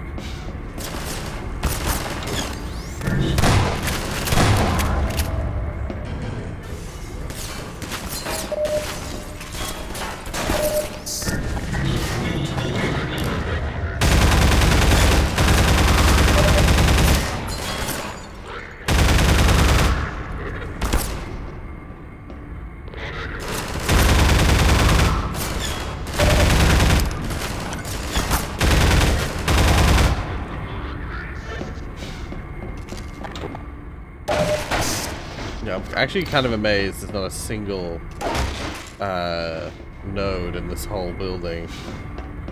They don't have anything to say at all. Oh, right. Yep. Oops. Parkour.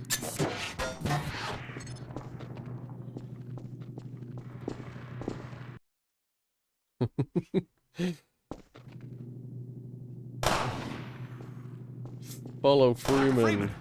Barney said you were on the way. We got split up by snipers, and he's pinned down in a warehouse up ahead. Go ahead. Sniper streets. These sniper-filled streets are where we developed both the enemy and the core of the experience we hoped players would have. Okay. We knew we wanted the sniper to shoot things near the player, so we first focused on finding a variety of interesting targets for them to hit. We found it worked well if we used the player's view as a factor in selecting objects. The sniper's always-on laser sight meant that players had a constant indicator of the sniper's attention, so having it drift to a target that the player was looking at felt really responsive and provided great moments of tension. Sniper Streets 2. Bullets in Half-Life 2 don't actually follow a flight path. They arrive at their target instantly. But for the sniper, with its slow rate of fire and the player's close attention to every shot, we wanted to simulate bullet travel. This approach also worked better with laser sight, where the sight flicks off and the bullet lands shortly after, depending on the distance to the sniper. However, this change introduced a new issue. We didn't want players to just sprint down the streets to evade shots, so the sniper had to lead a moving target, predicting where the bullet should hit. Predicting the player's future position was tricky, as players can change direction much faster than would be possible in the real world. So he added extra checks to catch behaviors like players quickly tapping left and right as they ran. And yet, I still use that strategy when facing the snipers.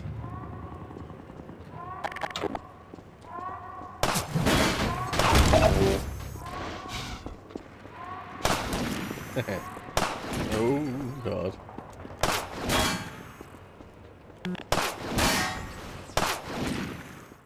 Sniper Streets 3. One feature we tried in these streets was suppression fire. Many players, hunkered down at the end of the street, would fire a burst at the sniper's window to see if it had any effect. So we experimented with making the laser sight flicker off briefly, giving players a moment to relocate. But after a number of playtests, we encountered two issues. First, it disrupted the tense move and hide gameplay we aimed to create with a sniper. Sprinting while firing wasn't much different from other actions we asked of the players in City 17. The second, more subtle issue was that players who discovered suppression fire first assumed it was required and would burn through ammo fast. If they ran out halfway through, they'd often give up, thinking they'd failed. If they made it, they'd frequently be left with no ammo. On the other hand, players who completed the scenario by stealth used almost no ammo at all. This resource gap between approaches made it near impossible to balance ammo for the sections that followed, so it didn't make it into the final game. I was gonna say, yeah, I got no impression that shooting at the snipers did anything. We thought it'd be safer down here. Little we know the place was infested. The rest of them headed upstairs. They took the chance with the snipers. Damn it! I was like, I wonder if I go early, whether I can avoid the zombie ambush. The answer was no. The zombies just attacked earlier. Oh, yep.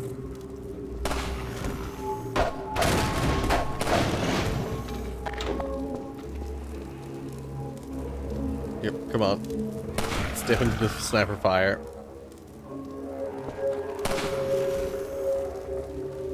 Zombie. Oh, there we are. Good.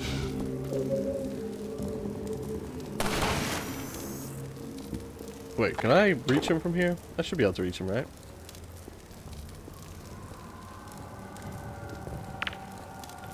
Yeah, that's right. Hey, Bonnie. Over here!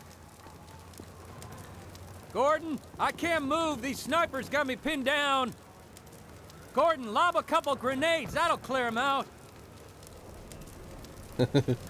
You're not leaving without me. No close to troll them. The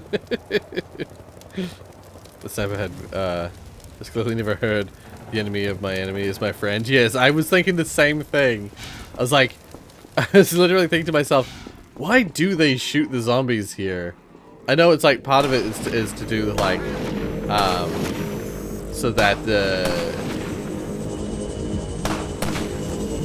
you know as a player that there's a sniper there.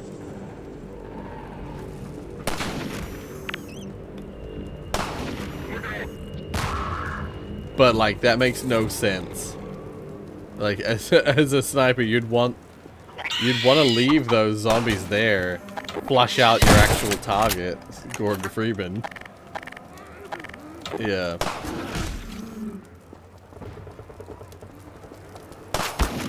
Ow. Gordon, take out these snipers, would you? Just tank a hit from the sniper. Oh, okay. That's better. Hey, look at the grenades, would you? All right, thanks, Gordon. Now let's clear out of here.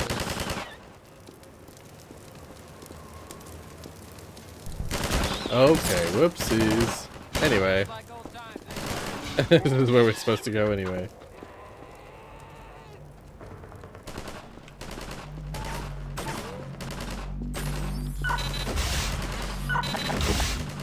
That's right, I'll just grab him.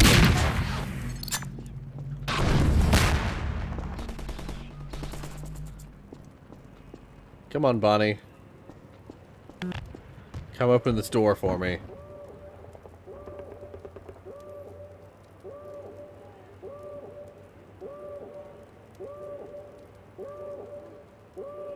Poor zombies are technically still alive and controlled by... Yeah. It's pretty awful, really. To be latched on my civil protection status still gives me limited clearance. To be latched on by a head crab would be awful. Yeah. Did you hear a cat just now? Knowing that there is like a weird cat hybrid thing model in some of the files.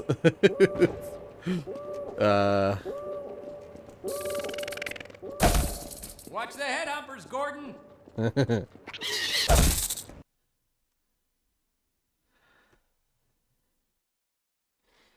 Hacks.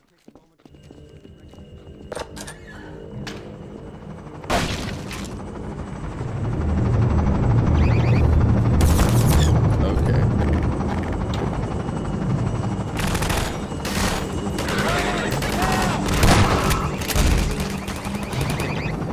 Two birds with one stone.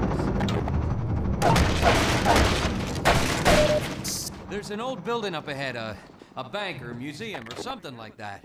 Whatever the hell it used to be, now it's a nexus for Overwatch in City 17. It's the main source of pain for this part of town, thanks to a huge suppression device. It's raining down hell from the roof. While I don't like, there it is, the Overwatch nexus.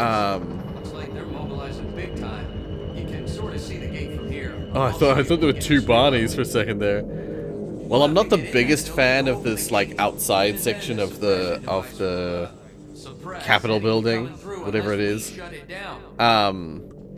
go. I actually like the inside of it. I like the inside of it a lot. Welcome to the family. Hey, say. Yeah, welcome to the stream. Thanks for joining. Thanks for subscribing. I don't know if that's how you pronounce your username, but that's my guess. For stealth, we've been spotted.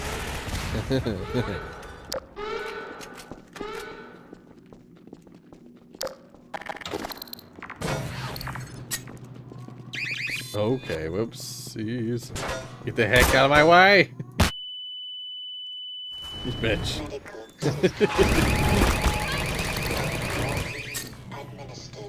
There's that gate I was telling you about. We'll have to come back. Yeah, the suppression field stuff. We get it open. I'm not the biggest fan of the suppression field. Beam! You're not gonna hurt that thing from down here, Gordon. We'll have to shut it down from inside. I have a question for you. How could you have thrown it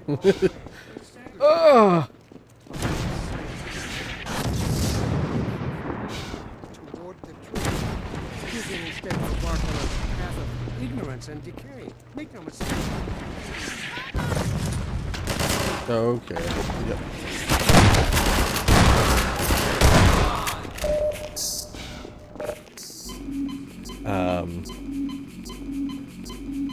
Actually, I ended up replaying this section a few times this week while at Tech Camp. Ah, neat. Yeah. While I'm not the biggest fan of this outside section, I do very much enjoy the inside of this building. I think it's a lot of fun. Fighting with Barney.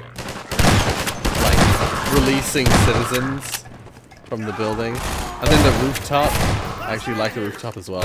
Gordon, we could use their help. Oopsies. Dr. Freeman. I'll come with you.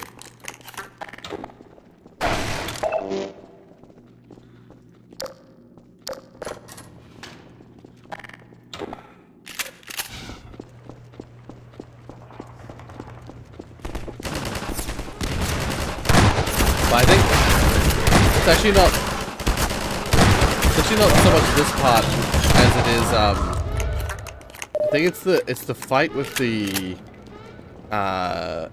the Strider, I think.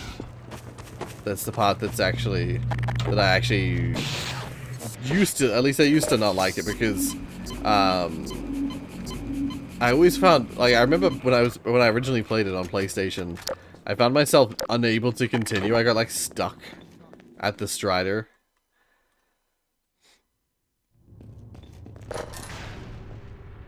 Yeah, this is one of those sections that I always forget exists as well. There's something about it that it always exits my head. I remember the Street Wars stuff before this, and then I remember getting into the Citadel I always forget that there's this part here where you're... Hey, you've got the HEV suit. You deal with them. Then I'll work the security console. Do you really want to stand right there? Oh, whoops. I forgot that's how that works. I'll open this up.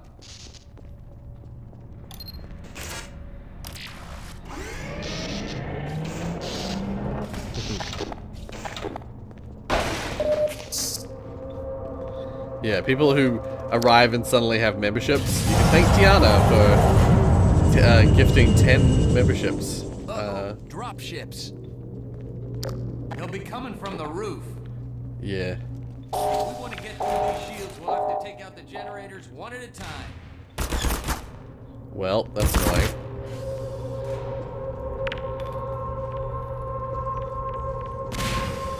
There we go.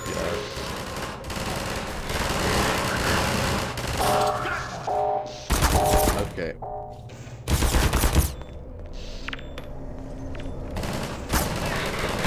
Ow. You deal with him for me, thank you.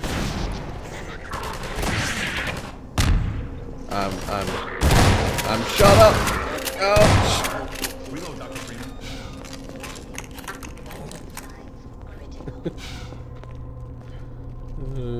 Dear. Okay. Just casually running around with 17 HP. Yeah. Yeah, I like this indoor section. I don't know why. But I think it's I've always just found it kind of neat. We're looking to join you, Dr. Freeman. Ow. Nice. Fantastic. Oh god. Oh god. Finally. Here, pat yourself up. Oh Jesus Christ. It's like a bug crawled in my eye or something. Oh my god. That was awful.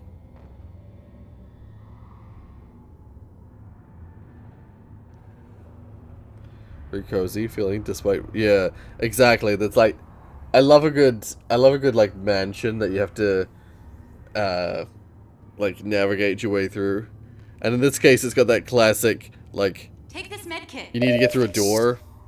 So in order to get through the door, you need to go to like 3 locations and you get 3 keys to open the door. In this case, it's the 3 generators to turn off the barrier to get through that door.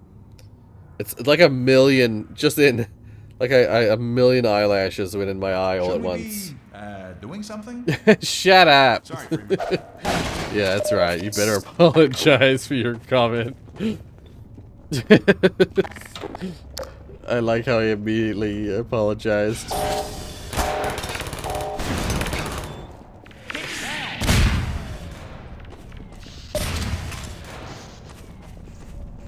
Alright, stand back. Nice. Okay, 2 more generators to go. Oh. Yeah. There is, if I recall correctly, unless I'm thinking of a mod, there is that, like, puzzle bit where you have to make it through, like, a super mined-up, like, section. Oh, and there's that bit where you have to defend the room. There's another, like, defend the room section, which I'm not a huge fan of, but... yeah, this room here. Okay.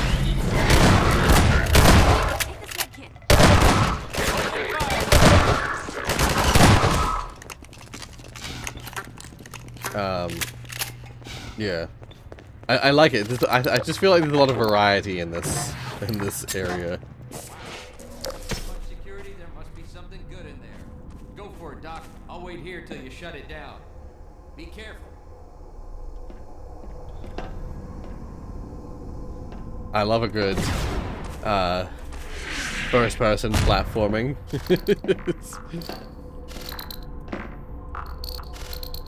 No one else loves this kind of gameplay.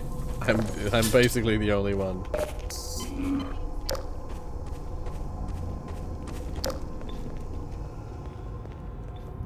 And then having the brain things to shatter as well. It's, yeah, there's a lot to like, in my opinion. My totally unbiased opinion. One generator to go. Combine!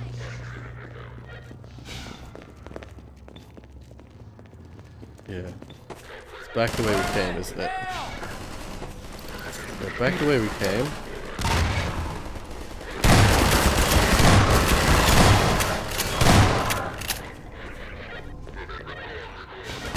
Yeah. Ow. Ow. Give me a medkit, please.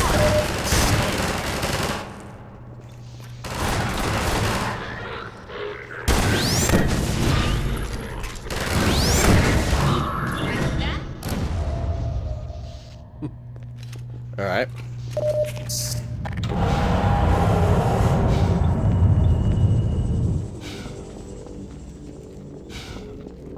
I will say, I remember the first time I did this area, I got, like, back when I was playing on PS3, I got super lost towards the end here. Because the rooms will open up, and then...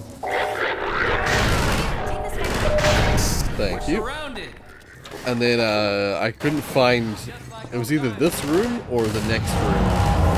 I just, like, couldn't, for the life of me, find where I was supposed to be.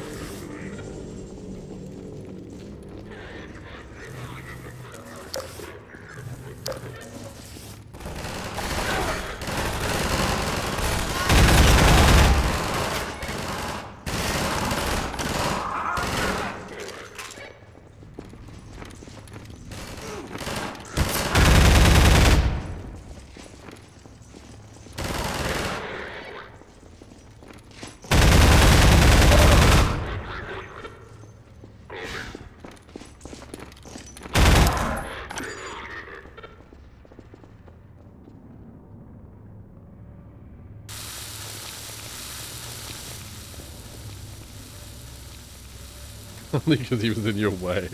Yeah. Bonnie's awesome in this game too. Yeah, I like Bonnie a lot. Some traps for them, Gordon.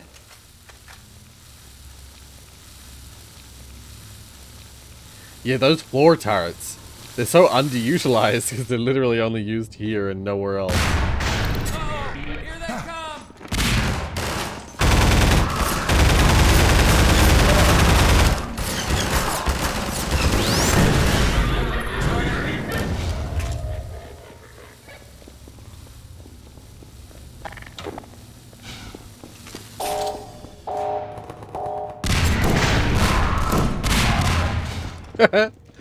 The frickin' hopper mine flew into the ceiling and exploded on the ceiling.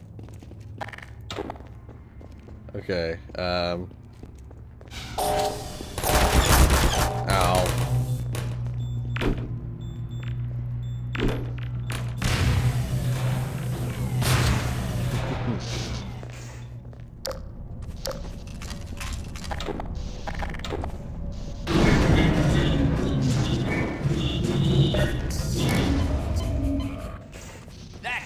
I thought there was a chance for them to re-enter the thing shut down the suppressor on the roof as well. and reactivate. Let's But head for the roof now, Gordon.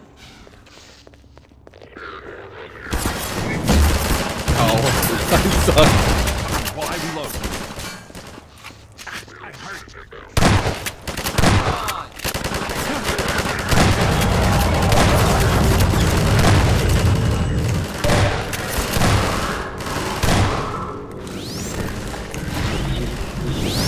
You can play that.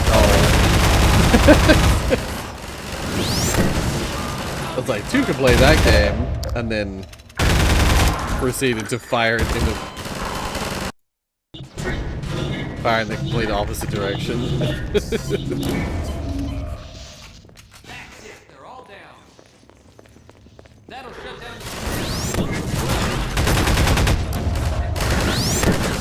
Now, Gordon.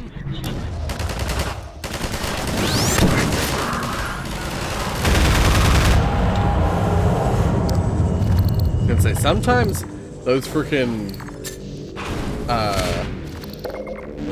right-click thingies for the energy balls. Sometimes the energy balls are super freaking accurate and hit like 5 targets. And the other times they hit a single target and then they bounce off into nothing. Or they miss their first target. Look out! Dude. Dude. Let's head for the roof now, Gordon. SMG grenades feel so good. I wish you got more. Yeah, that's why I always found that frustrating that you only have that you only have 3 of them at any given time. Connect the sky bridge. We need to let reinforcements come through from every possible direction. If any more citizens come through, I'll send them up to find you. He did walk into that one mine. Yep, see you when I see you, Bonnie.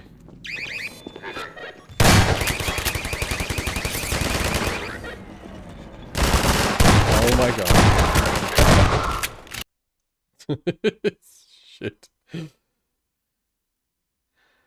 They were like, they were so... Are there any nodes in that whole building? I don't remember there being any nodes.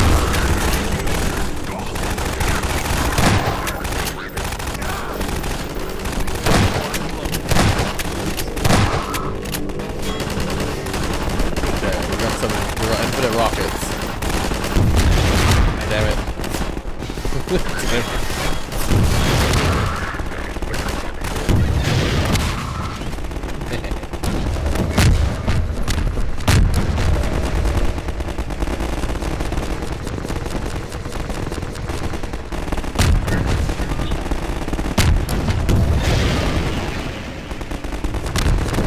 Damn it.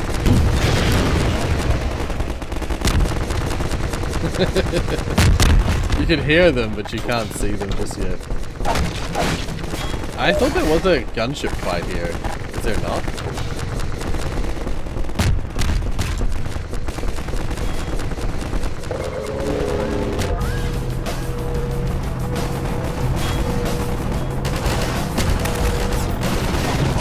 I knew it.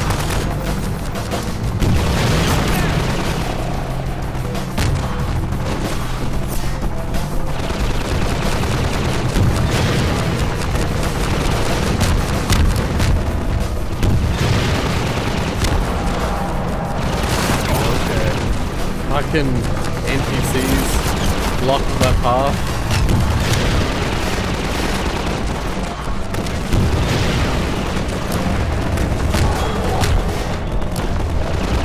I try and back up, but there's an NPC right up my ass. So...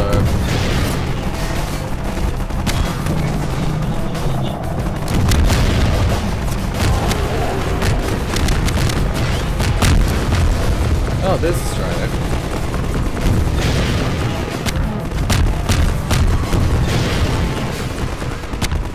God damn it. Damn it. My aim is terrible. I don't think this matters. I just know that you have to find a strider later on down there. And I've always found that strider fight annoying. And again, I'm pretty sure I only found it annoying because of that first time I ever did it, where I got stuck. Is it vulnerable? How many rockets does it take?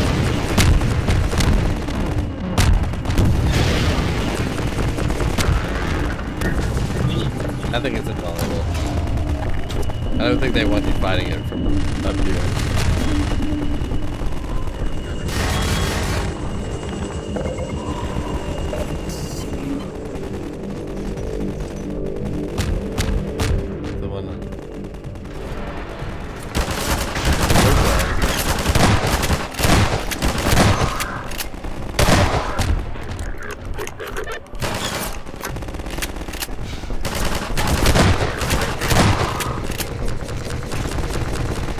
Bank-roof mortar. By the time we built the level track up to this point, it was obvious that it'd be fun for the player to get to use the mortar. I suppose that's the type of thing that should have occurred to us earlier. You think anyone will want to launch the explosives into the sky and have them drop down onto the bad guys? Yeah, I think so too. Anyway, players have spent all this time on the receiving end of it, so it would have been a nice reward to get to serve the Combine some of their own medicine. But as soon as we started to think about it, we realized how much work there'd be. Which, to be fair, is a thought you have every single day when you set out to make a video game. The mortar would need animations and effects now that the player is next to it. And there'd be a fair bit of work to implement a nice escalation of enemies down in the plaza to use it on. But even more fundamentally, we had no interface for a weapon this unique. How would players aim and fire it? It's hard to feel good about spending lots of time on a single moment in the game. So we decided our efforts were better spent elsewhere and moved on. Sorry. Perhaps we'll solve the design conundrum of the mortar in a future installment of the Half-Life series. Future installment, eh? Considering this was made for the 20th anniversary. They sure are hinting a lot at the prospect of another Half-Life game.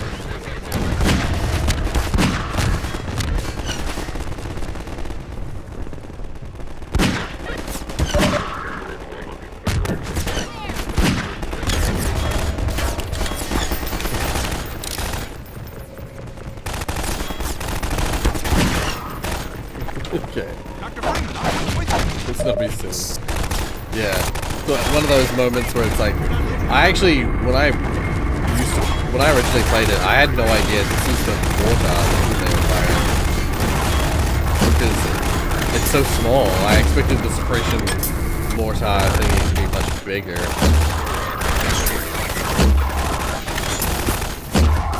Oh my god.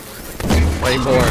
So many more Combine than I was expecting it to be in here. Why did that hit something directly in front of me?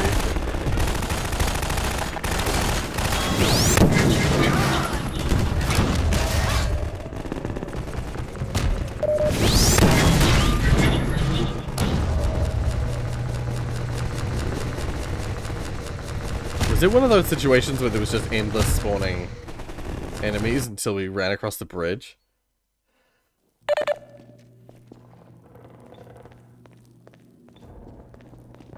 Yeah, so it goes from Sniper Streets to that rooftop node. That's crazy.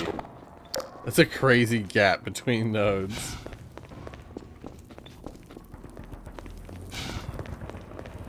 Dr. Freeman, since you shut off the suppressor and opened the gate, we can really move people through now. The Combine's gonna feel the squeeze. Yeah, the one bit left that we have. You can make it there. You should have everything you need to take down these Striders. We've got the Strider fight here. Strider. This area in front of the bank was where we figured out the Strider. When we first saw the concept art for it, we knew we wanted to get it into the game, but there were a ton of questions about how it would practically work. We'd never moved something that size through our game world, and at that scale, it needed to be dangerous, but how would players actually fight it? As with all of our enemies, there was always a question of how we'd get gameplay out of it. What kind of tools would level designers need to build scenarios with it? These were the kinds of questions we set out to answer in our experiments in this map. Strider 2. Iterating on the Strider here finally gave us an experience we were happy with, as players needed to dash from cover to cover, avoiding its fire while hunting for rockets. We wanted players to feel like they were diving into cover at the last second, so we tuned the Strider's stitching gunfire pattern to telegraph impending danger. We also built a system of tracks for the Strider to follow, allowing it to dynamically switch between them to pursue the player or establish line of sight.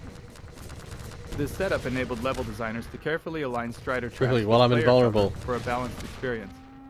The Strider's leg positioning was driven entirely by code, and its unpredictable movements meant we often had to fine-tune things to ensure it reliably kicked a car or troop container when needed. Okay. Now that I'm no longer invulnerable.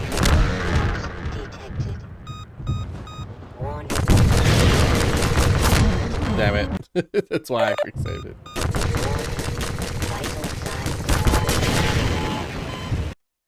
Now that everyone's dead around me, it's gonna be really rough to...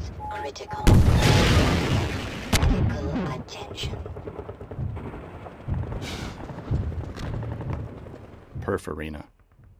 This arena came with a major challenge: performance. Its size and the combined Strider and Citizen AI pushed our limits here. When we ported Half-Life 2 to the Xbox, this arena couldn't ship without some design adjustments. Preserving the original intent and delivering the same player experience with fewer tools and space was a tricky balance. I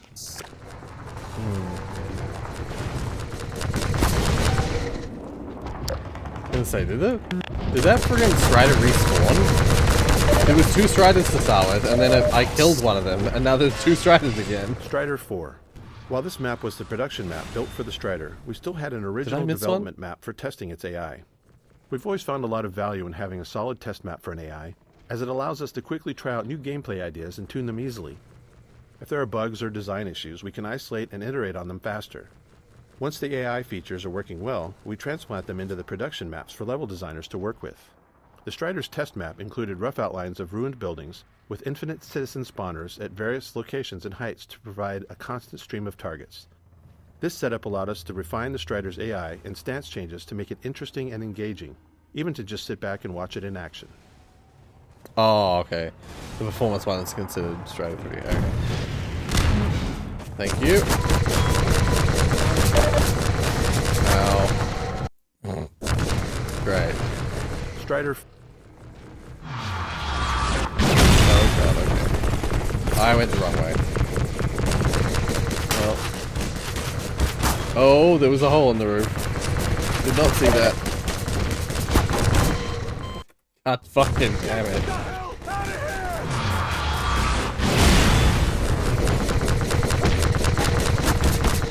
That's honestly part of what I remember this fight of this fight. Space reuse.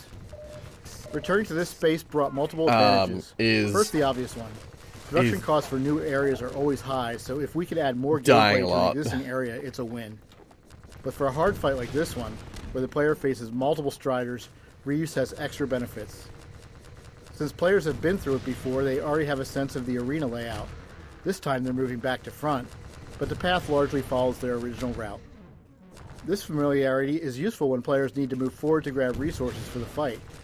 City 17's war-torn state also gave us the flexibility to adjust cover and add smaller obstacles along the path, keeping the environment dynamic and surprising. God damn it. Ducking. Mr. Freeman, I'm coming with you.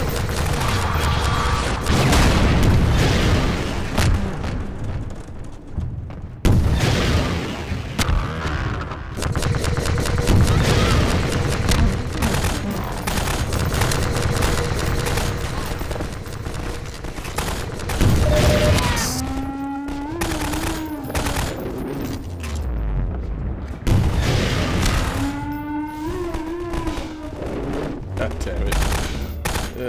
Dear.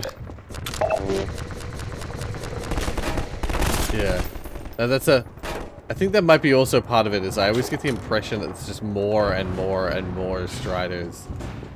Considering this is the first time you actually fight Striders head on, it feels like a bit of overkill.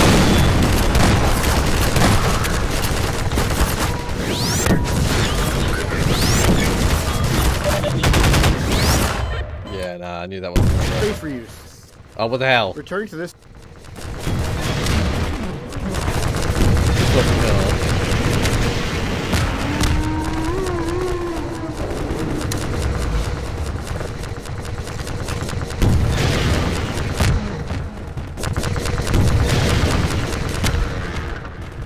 That's what this chapter mode was? Okay.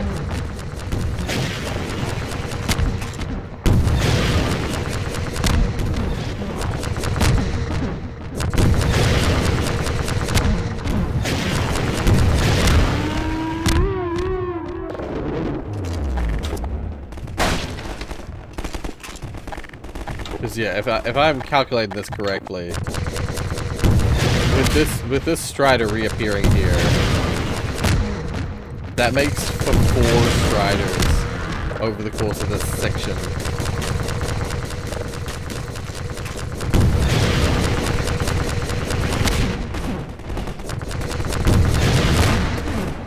And then if you remember, in episode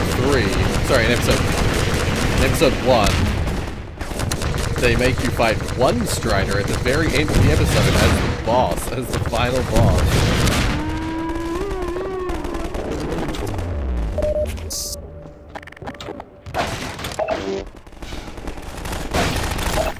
Wait for me! Nice.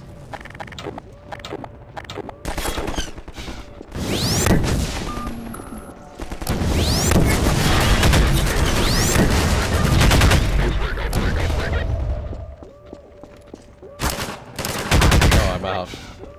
My bad.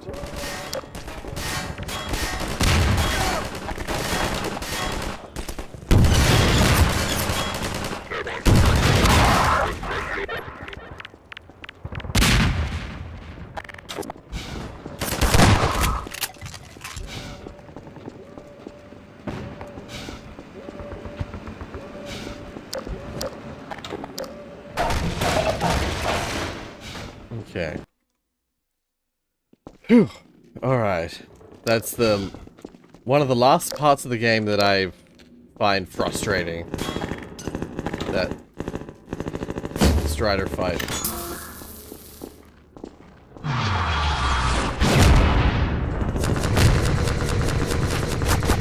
There's this bit. Which, you know, it's not bad.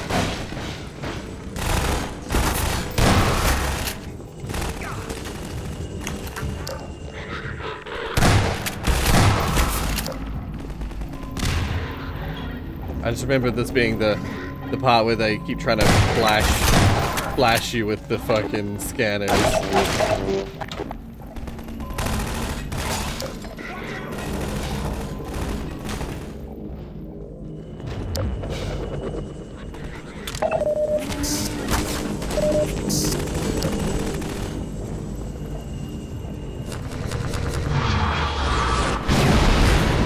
was like, what?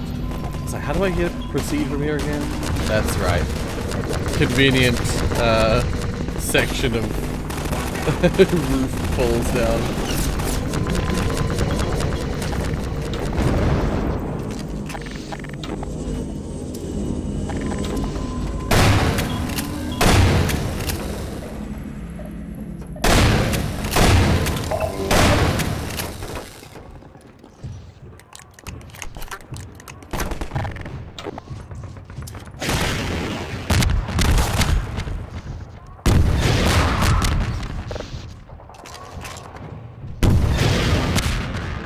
Like, I feel like this should have been the first battle with the Strider. The, like, in the building, fighting the Strider outside the building. This feels like such a more natural place to start a fight, like, to have like, your first ever battle with the Strider.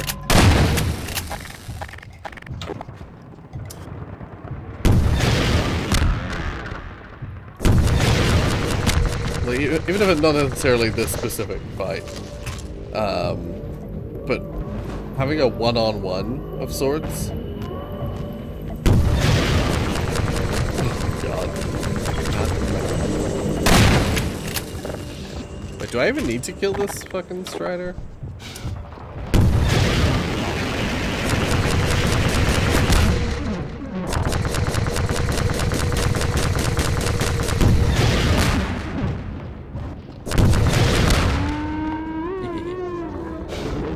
I can't even remember.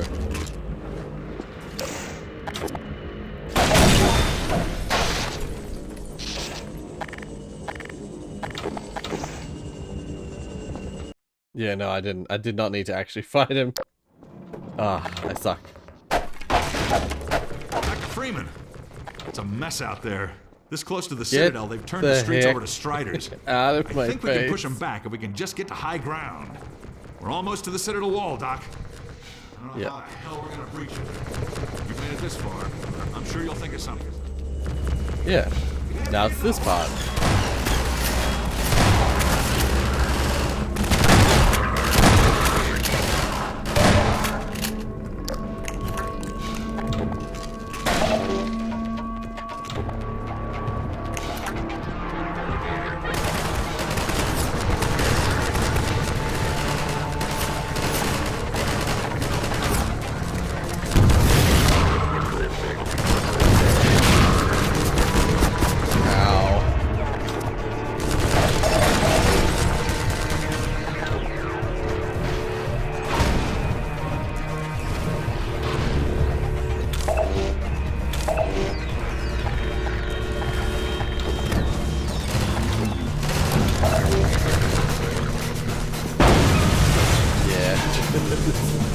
Hey.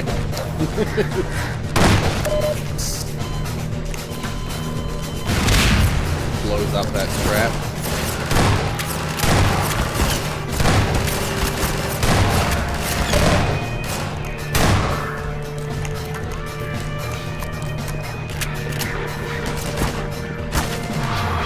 I just remember this section I always sprint through. A lot of this game I've been sprinting through when I normally don't sprint through. But this is one section I almost always sprint through.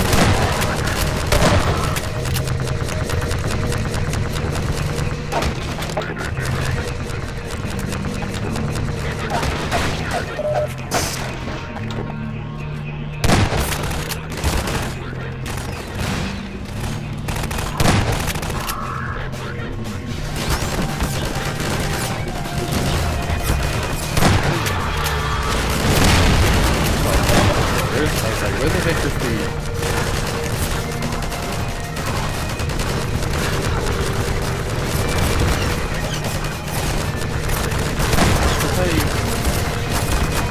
You normally... No. Isn't there a further explosion?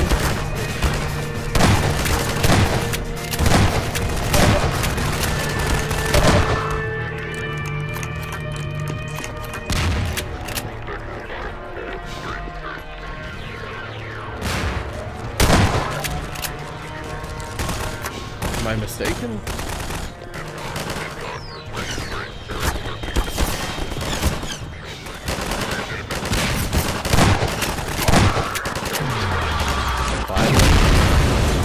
It's like...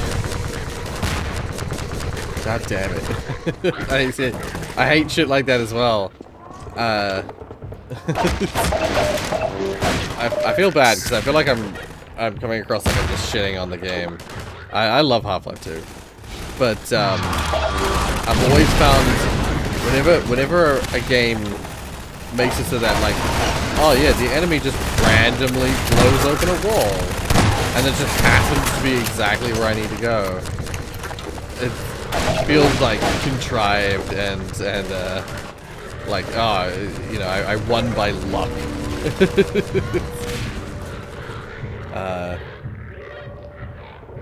Yeah, you were right, Nathan. I didn't have to kill that strider. Okay.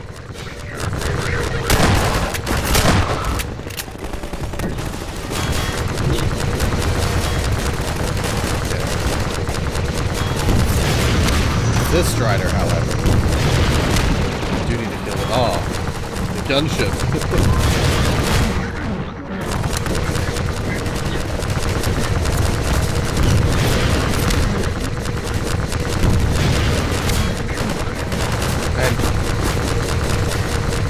Despite not really liking the previous Strider fight, I actually like this one a lot. I like this, like... I like the setup where you've got, like...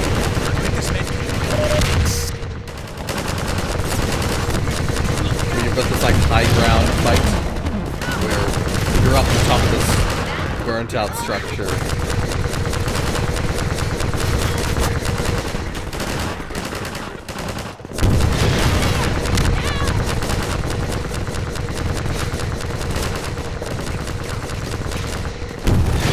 Other rocket wielding citizens with you.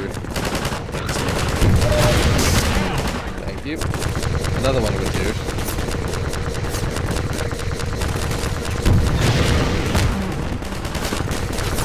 Another one. Oh my god. I even picked up health on the way over. God damn it. They're both still alive now, aren't they?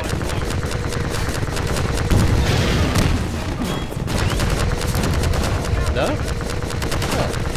Maybe it saved it when I got the first one.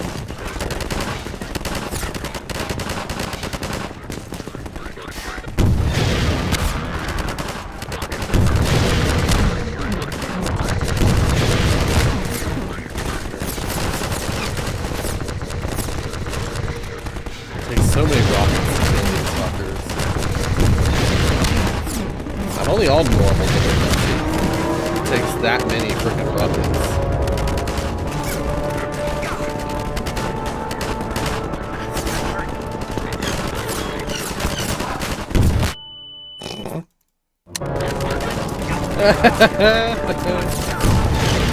After all that.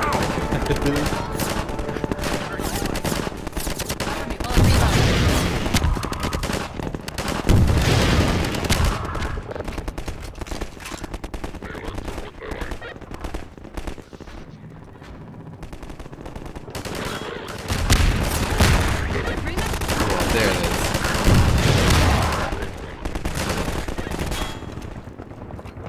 I was waiting for the path to open up. Alright, let's get our last rocket. And let's make our way across.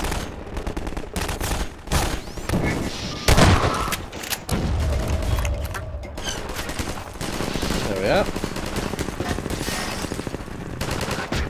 We were looking to join you, Dr. Freeman. You may. Tell me why we Just don't get in my fucking way.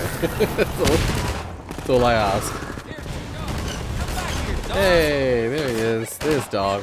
But yeah, this street area here is one of the first ever parts of the city that was built. I believe it's these areas with the horse statue that used to have a Strider attack down here. Head that she's in the Citadel. I figured Alex wouldn't want him getting any deeper in trouble, but hell, you try stopping him. Yeah. Yeah. Dog knows what he's doing. Hey, Dog! Not there! You can't get through that way! Anyway, else is one more rebels to add to your squad, if I'm not mistaken. I believe. It's not like this emoji. I think he wants you to go through, Gordon. You'd better hurry. I'm trying. Wouldn't let me. See Dr. Breen. Tell him I said. Fuck you.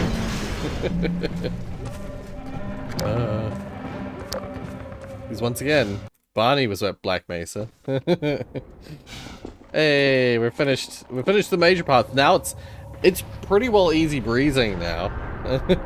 Citadel Steep Landing. The Citadel was built very late in development, and initially we had no clear vision for its gameplay. This isn't uncommon. While game design usually drives our process, big creative choices we make early on, such as the existence of the Combine Citadel, need specific design work done to fit into the final product. After the previous chapter's climactic battle, we thought a different tone for the finale here in the Citadel would feel more rewarding, even if we wanted to raise the stakes. Creating new mechanics and NPCs was too risky this late. Our first plan was to make it a passive narrative spectacle, a train ride through the heart of the Combine war machine, ending in Breen's office. But after we developed that plan, we spent a few days prototyping super gravity gun mechanics, thinking that at the game's end, we could fulfill players' wishes by making them all-powerful, without disrupting the game design's overall balance. The results were immediately promising, leading to a quick redesign to incorporate the super gravity gun. Rather than traditional end-game challenges, we wanted the player to feel godlike, grabbing enemies at will, ripping consoles off walls. In the end, the Citadel blends these two concepts, alternating between spectacle and unleashed power. Citadel entrance. We built the route into the Citadel backwards. The interior geometry was created as an art prototype to perfect the look. We knew you were coming from the sewer pipe in our Street War map and had to create a section of slides and jumps into the Citadel entrance to connect them. Right, yeah. I both love and I both find super interesting and was a little bit weirded out, or like not weirded out. The way you get into the Citadel here, I've always found strange and interesting at the same time. Where it's like, it feels so like you're not supposed to be here, which is kind of perfect for what you're doing in the Citadel itself. But doesn't really make for the best of gameplay. Like when it feels like you're going the wrong way, or it feels like you shouldn't be in this space. Light map pass. The Citadel interior is relatively simple geometrically, but the Combine metal material and the dramatic lighting help sell the immensity of the structure. Light map resolution was increased on important, interesting surfaces and reduced on ones that were fully shadowed or distant. Also, due to the large size of the Citadel spaces, unnecessarily large light map surfaces had a significant performance cost. Near the end of the development, there was a large pass done throughout the Citadel levels to optimize these values for visual interest and performance. This was made easier by a new feature added to the Hammer level editor that would display surfaces with their luxel density. I love taking the wrong one and hop into the theater with family, so I'll talk next week. Oh, okay. See ya. Yeah, have a good time at the theater.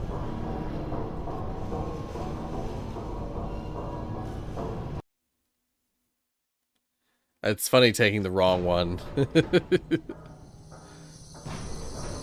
And getting zapped by the big zapper.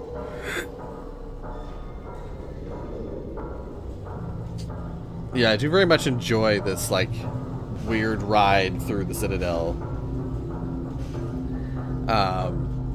And I'm one of the few people who likes it. I actually enjoy when the game takes a real hard right turn at the very end of the game and becomes something really unique. But it has to be right near the end and with only a small section of game remaining. There's some examples of games that take a real hard right or left turn midway through the game, and that always feels weird when you get really used to a game and its gameplay loop, and then suddenly that loop is turned on its head for, like, 40% of the game. It feels strange. But in this it's like, in the first game, in Half-Life 1, you got Zen. There's a hard right turn, hard pivot right near the end. And then this game has your super gravity gun Citadel section, which is also like a real hard left turn.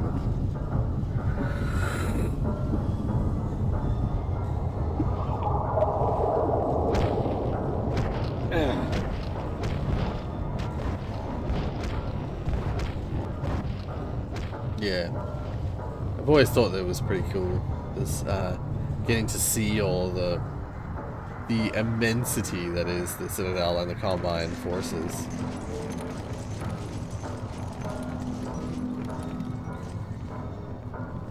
How, like, insignificant the soldiers are.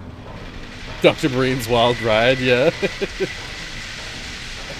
The wrong pod can make all the difference in the world.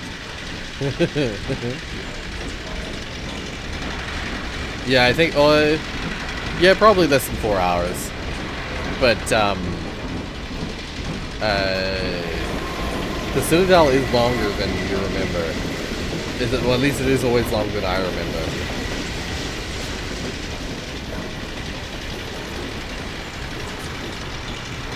Yeah, I love seeing that, like, there are literal train networks in this,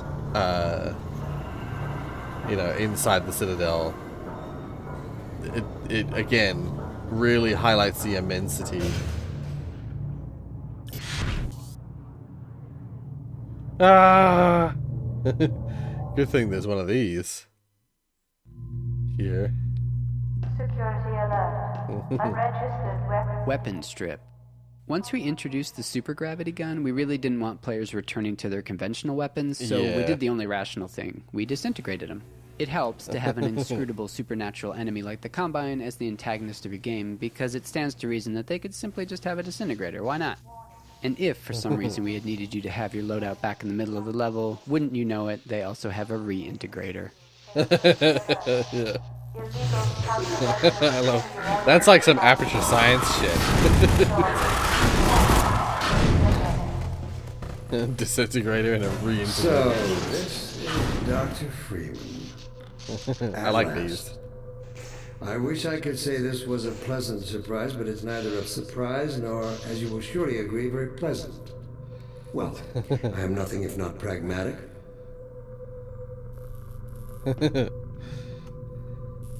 Yeah, the Emancipation Grid. The Demancipation Grid.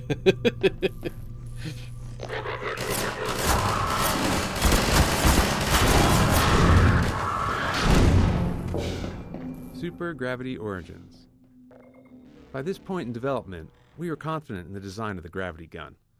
We wanted to give the player a taste of feeling omnipotent and set to work on making a supercharged version. I suppose, yeah. It didn't take long, truly maybe a day of prototyping, before we had something we liked and it became the core of the gameplay of the Citadel.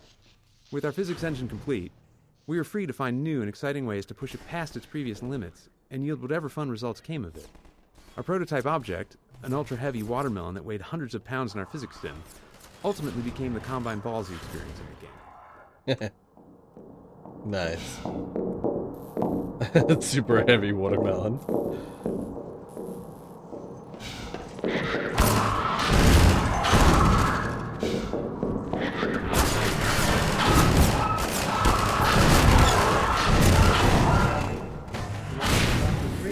Under other circumstances, I like to think we might have been able to work together in an atmosphere of mutual trust and respect.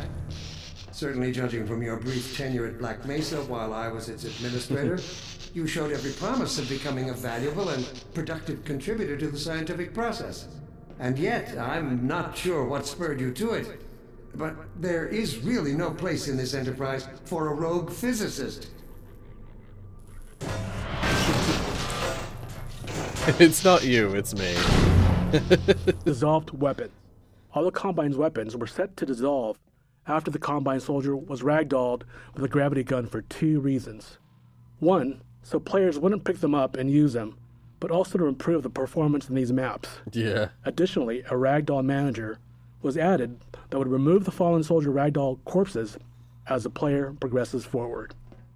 Yeah, I'm not entirely surprised by that.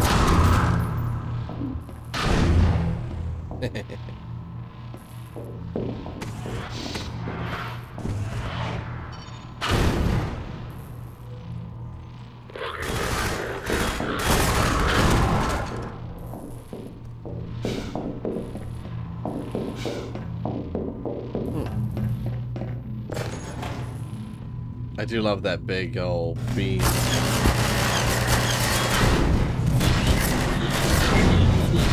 Combine ball and balls training. In playtests, players were not noticing that the Combine spheres dissolved the soldiers and why they were disappearing. We initially tried to solve this by making the spheres prefer to bounce towards enemies to increase the likelihood of dissolving kills. We eventually realized that the reason players didn't notice the effect was because it always happened during intense combat, and people have a very limited ability to learn new things when under stress. As a late effort remedy, we inserted a low-pressure training room with a force field that can only be opened by grabbing the Combine ball.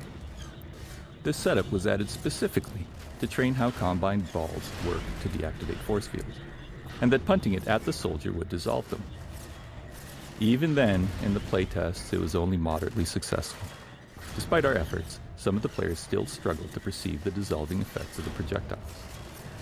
We ran out of time and decided that since players were still telling us they were feeling powerful, it was okay if not all of them perceived why they were succeeding. Combine energy. What started life as a watermelon in prototype form ended up turning into an energy ball after the sounds made for its impact. Oh, shit. Combine energy. What started life as a Combine energy. What started life as a watermelon in prototype form ended up turning into an energy ball after the sounds made for its impact and explosion sounded less like produce and more like what we have here in the game. Once we started iterating on levels that weren't watermelon-based, we realized we could use the energy ball not just as a fun way to kill soldiers, but also as a puzzle element for powering up and down various equipment. At a significantly later point in development, we were not liking the AR-2 altfire we had at the time, and since the team liked the Combine ball, we ended up incorporating it right into the AR-2 altfire. We always look back and are surprised at how the things we were working on independently of one another in the game come together late to solve problems. Damn it. I was like, time for a snack. Ran out of time for a snack. It was indeed. Your mentors are partly to blame, of course. My disappointment in Eli Vance and Isaac Kleiner is far greater than my sorrow over your unfortunate choice of career path. In a way, I suppose you could not have done otherwise.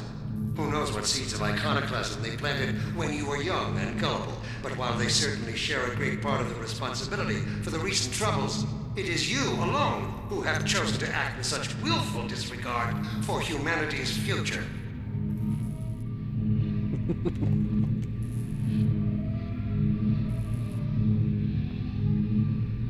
I'm sorry, Mr. Admin Man.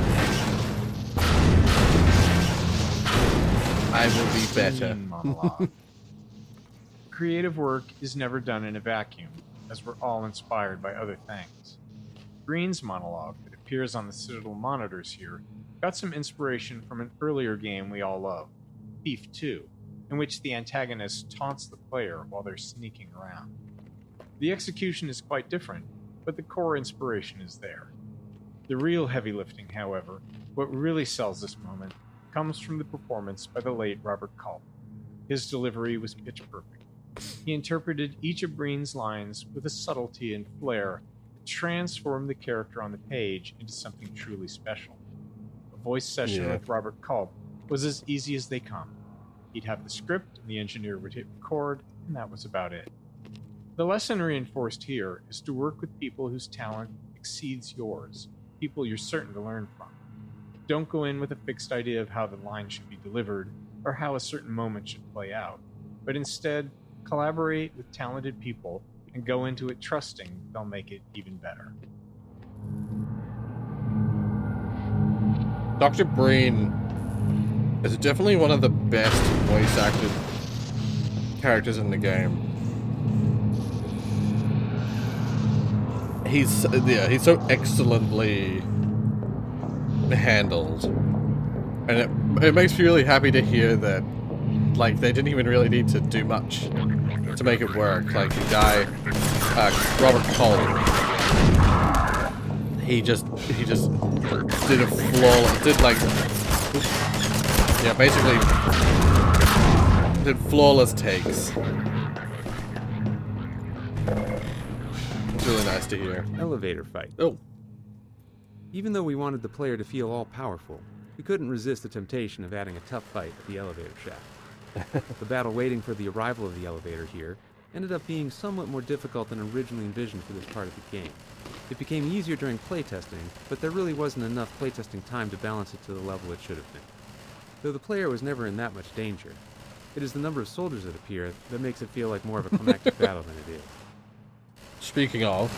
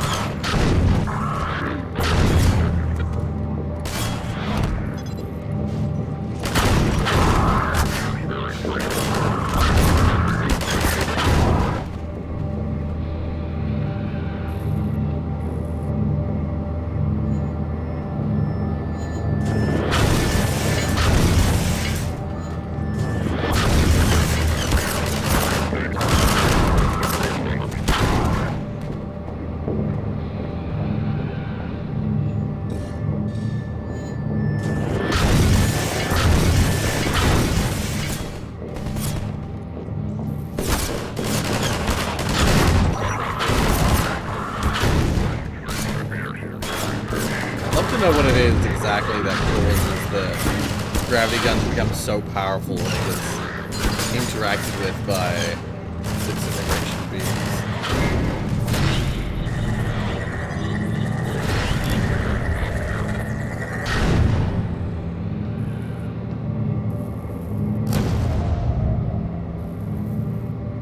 Anyway,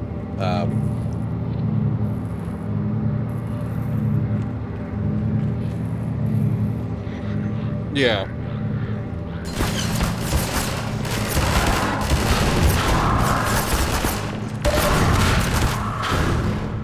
I totally agree with that sentiment that Green is probably the in terms of like just quality of voice acting,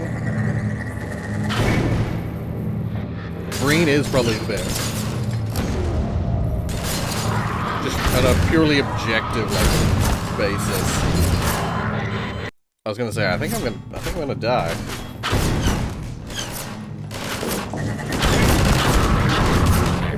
Shit. Already starting off on a bad.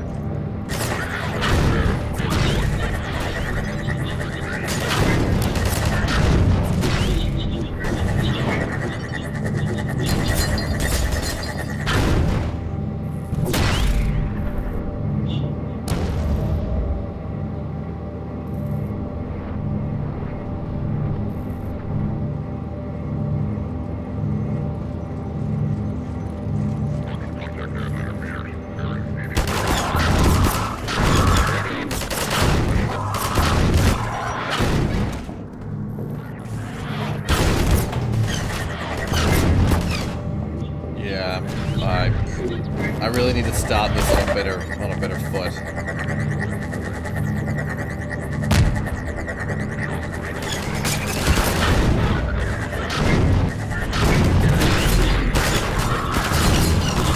Yeah. No, I need to start with. I need to go to the other side. I need to start with more health. Because it's ridiculous trying to do that with 50 and 30.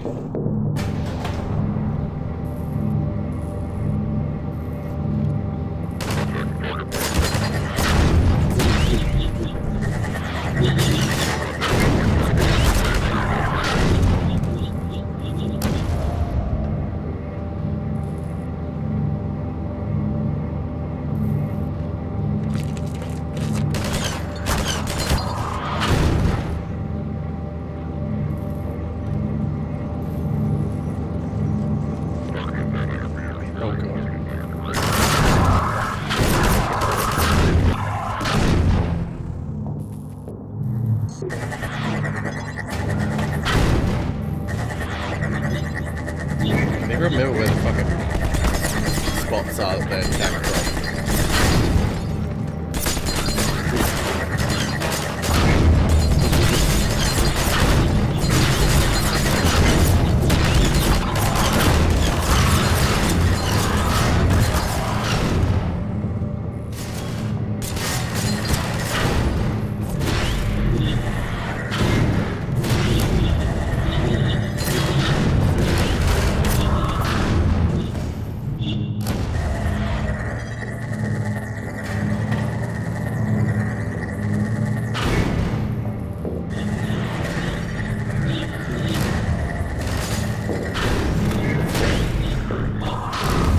Replacing the prefabs.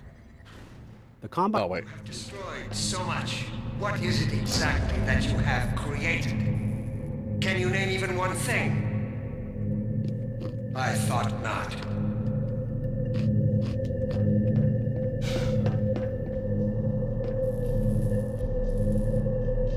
He's so perfectly utilized, and his expression is so perfect. Replacing the prefabs. The Combine energy balls are a relatively simple setup, with a force field holding the perpetually bouncing objects. However, during playtesting, there were repeated bugs with the energy balls bouncing around, going rogue, and escaping the force field we set up to contain them. Due to the limits of our prefab tech at the time, this required them to be manually rebuilt multiple times at every one of their locations in all of the Citadel levels that included them. That's terrible.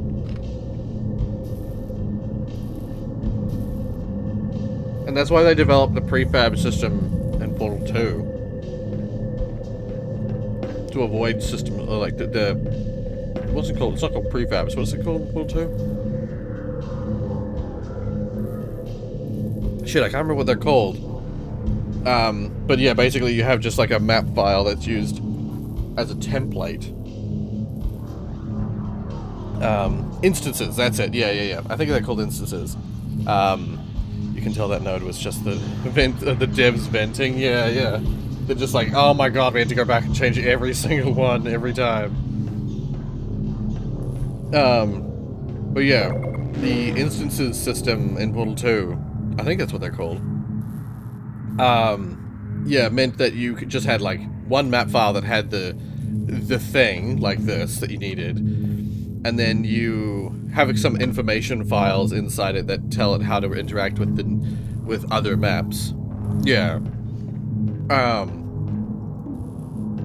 And then yeah, you just like place them in any other map, and then if you need to modify something, you modify the instance, and it modifies every single instance. Yeah, you just have to recompile each of the maps that have it in it.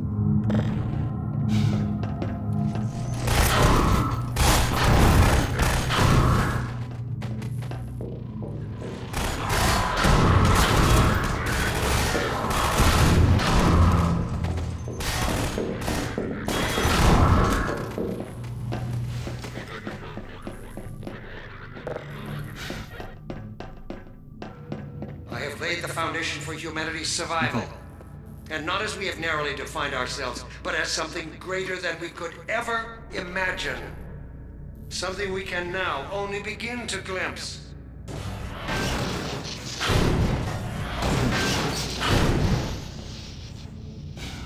All right.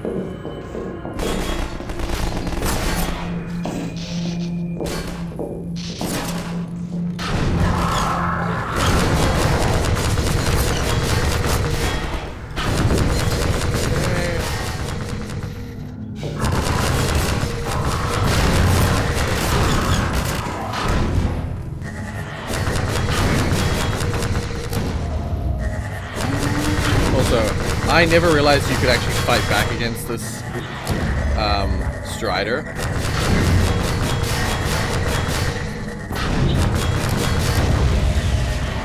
I never realized that you could fight that Strider for the longest time. Fight. I used to always just run past it. One of the original Citadel prototypes included being able to.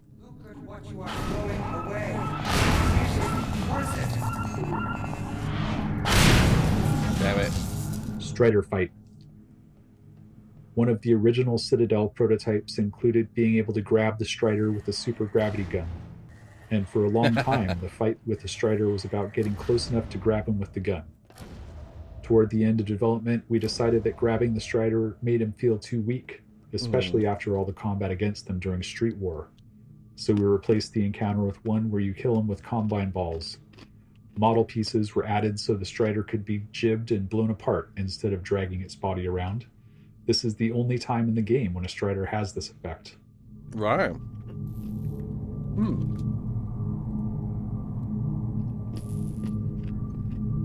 Yeah.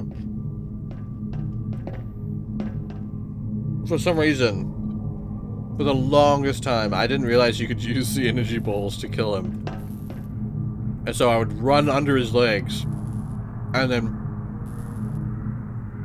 like, desperately get rid of all these energy balls, then fall down.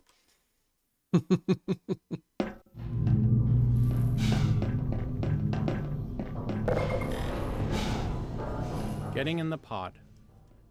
The pod ascension sequence that starts here necessitated taking full control of the scene and the player view.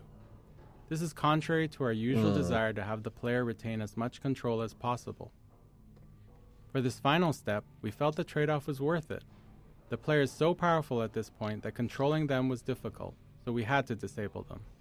We do still have all the characters in the scene talking to the player, keeping them the center of attention. We also were able to provide some narration through the environment along the way.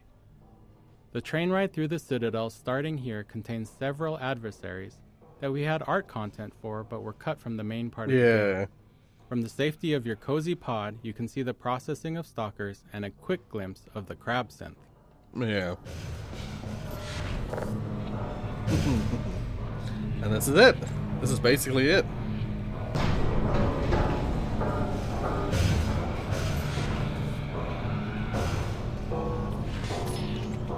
All we have left now is we get to Breen's office, have the Breen conversation.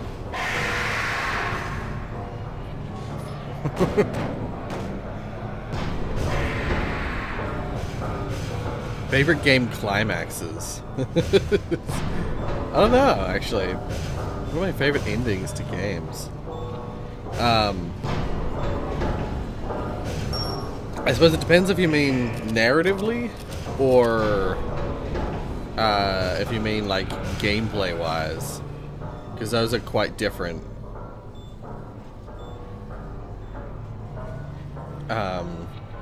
I quite liked Half-Life Alyx, like the whole having the Vortigaunt hands, and then also the like sequence in the mirror, in the crazy mirror, like the crazy weird world that you're in. Okay. Yeah, and these things as well as the crab scenes.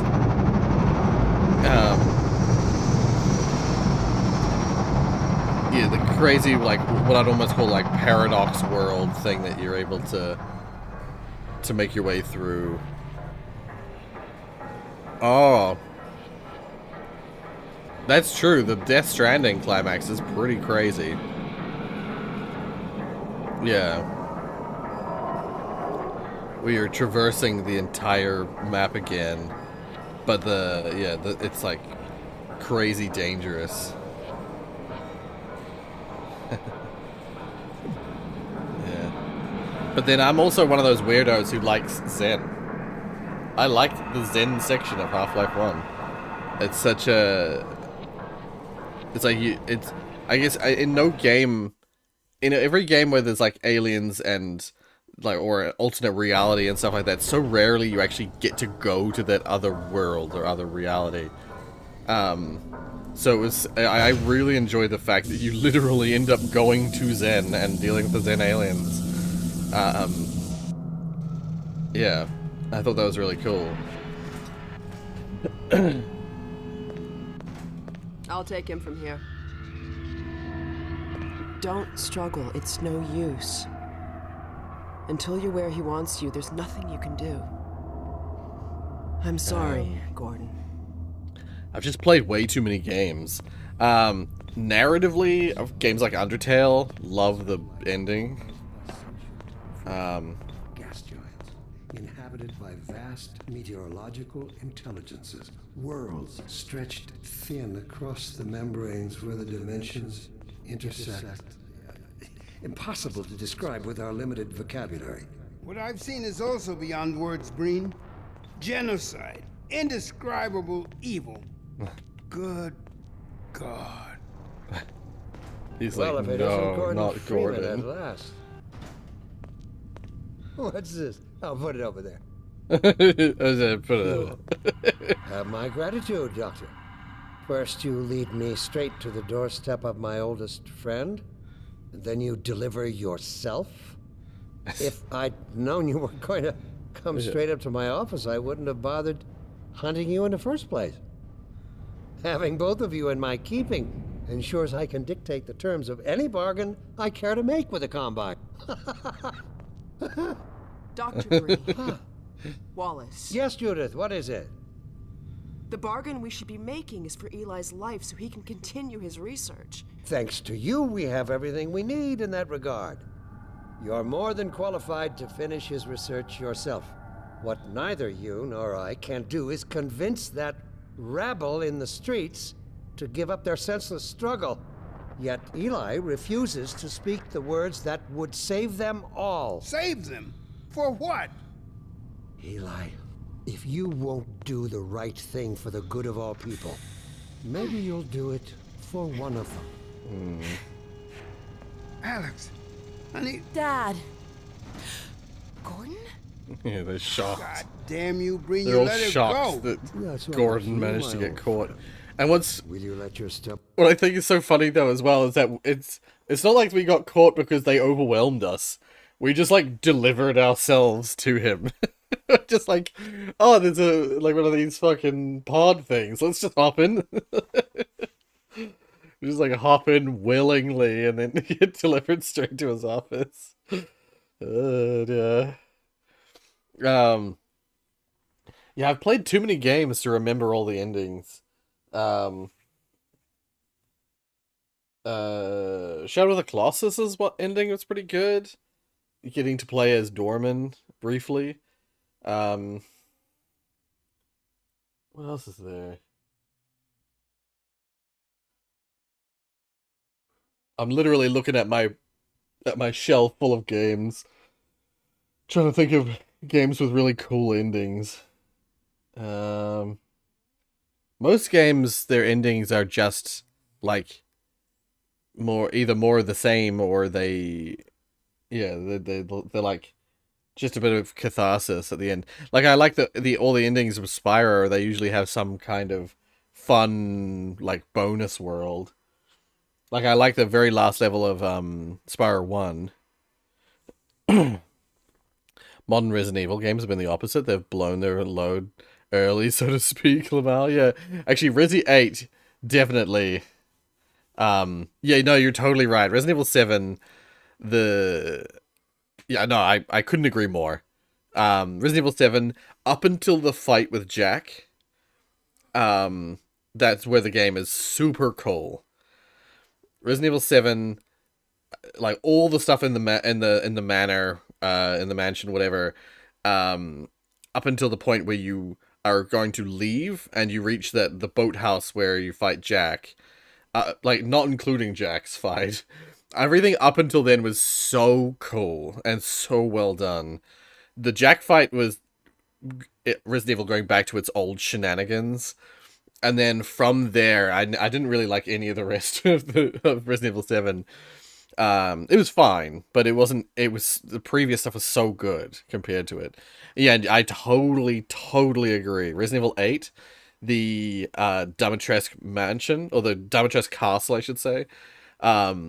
So good. So good. And then, like, sure, the Beneviento manor was interesting as well, but not in that same Resident Evil kind of way. Yeah, the castle was so good, but that was like right.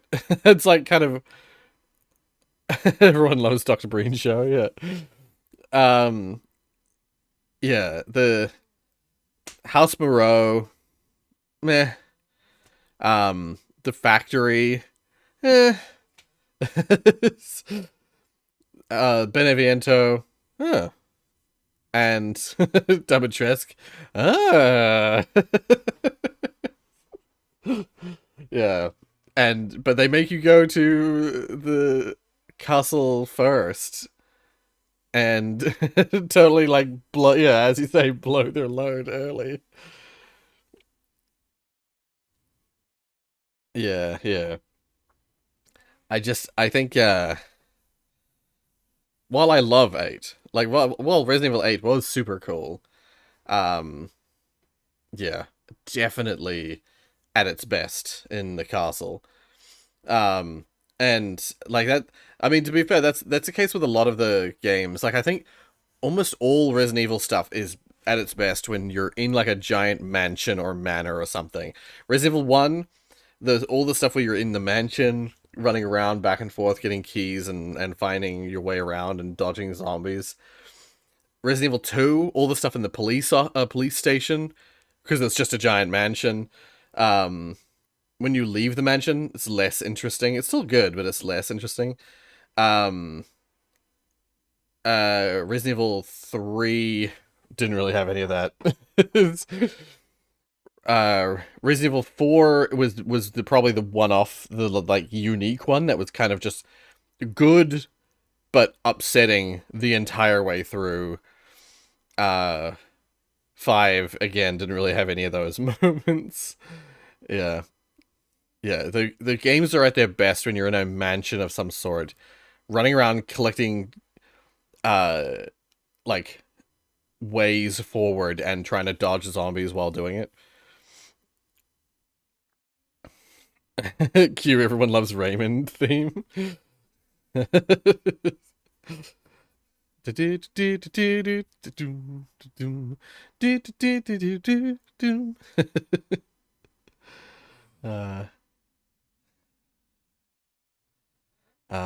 Do like the whole I think everything get revealed lab sections. It's true, it's true.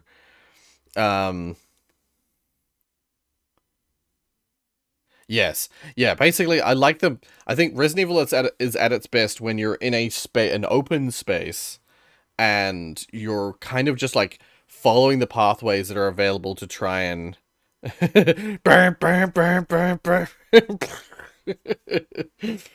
Where you just, you got, like, an open space where you're just kind of following the different paths you have to find pieces to the puzzle that is the overall thing.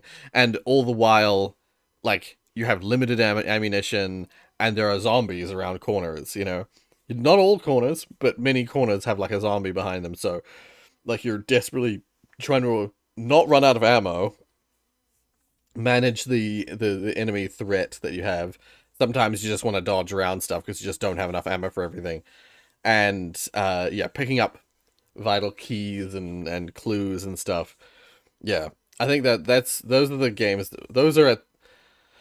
that is when Resident Evil is at its best. Another game with an amazing climax, Outer Wilds. If anyone here hasn't seen Outer Wilds, I won't spoil it, but that final sequence in Outer Wilds, fucking awesome, in my opinion. Yeah. Yeah, still need to play it. You definitely should.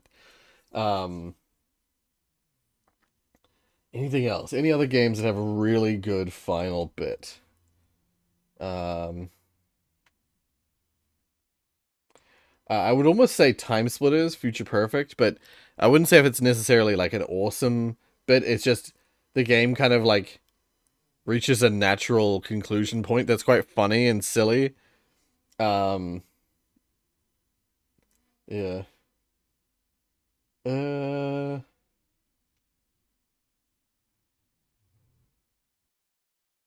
What else do I have in here?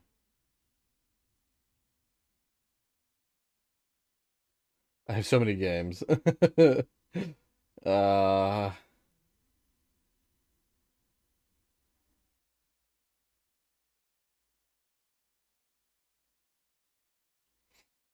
then a lot of games I can't see because they're hidden behind other games. Yeah,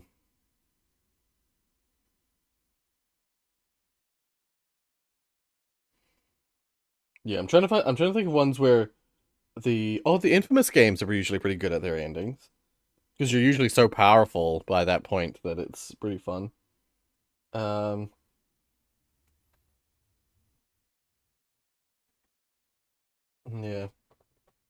That's probably the main ones that I can think of.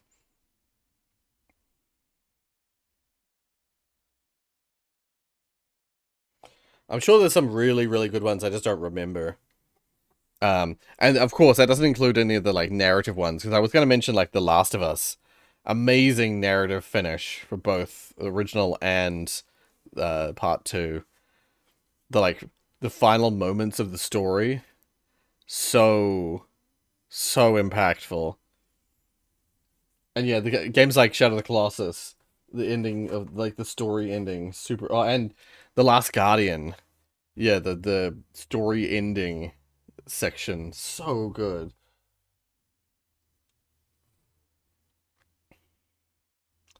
Any game with just a really, really developed story, the ending is usually satisfying. Will short-sightedness doom the entire species, or will you give your child the chance her mother never had?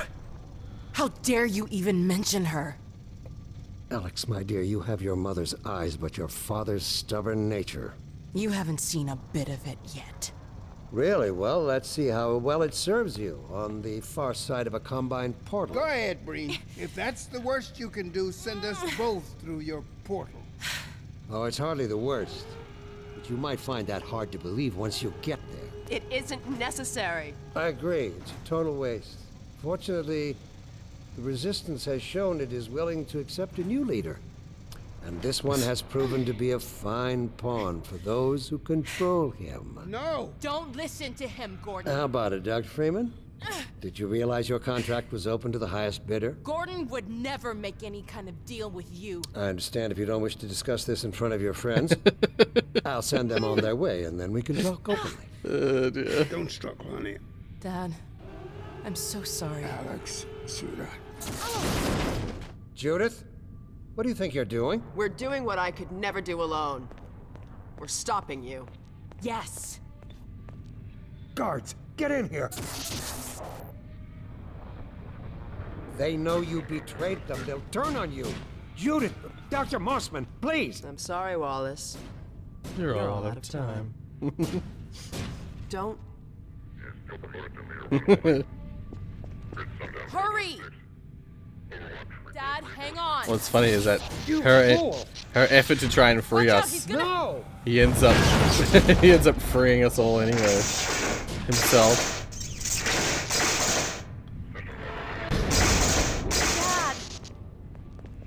Oh, no. Don't worry about me, honey. There's no time, Alex. He's on his way to the portal. You'll need this.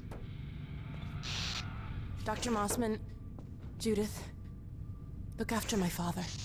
Don't you worry. Dad, I'm not saying goodbye. Never. Come on, Gordon. Let's go. My girl. Nope. Final scene. Locking the player in a pod for the final confrontation in Breen's office was a bit of a compromise, but it allowed for a focus on the characters that we really couldn't provide elsewhere. All of the characters' arcs reach their conclusions in this scene, and constraining the player to this point of view creates the opportunity for a real emotional payoff. A climactic scene powered by the combination of dialogue, voice performances, and animations. The scene was a challenge to pull off from a production standpoint, setting up the right blocking and motion, getting effective timing and emotional synergy and connection from all of the individual animations and vocal performances that were recorded separately. It took a lot of tuning before it reached some dramatic synergy and really felt like all of the characters were actually connecting. We'd better hurry, Gordon. Gordon, we haven't known each other very long, but I know you didn't have to do this. I had to rescue my father, but you... Well, thanks for coming after me. Did I really, Listen. though? It's kind of just by chance. The portal destination is untenable. Surely you can set the wheel elsewhere. There's no way I can survive in that environment. A host body? You must be joking. I can't possibly... There he is. Oh, all right. Damn it, if that's what it takes. Just hurry. He's right behind me. He's right behind me, isn't he?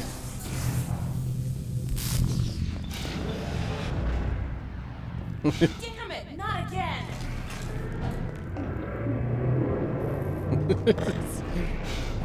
I feel like I've managed to get onto the... I've managed to beat him to it. I don't think you can actually get onto it, though. I wonder where he's going.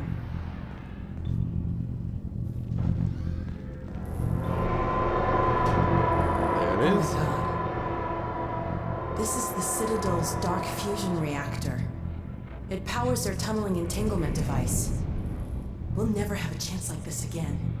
We've got to stop Dr. Breen.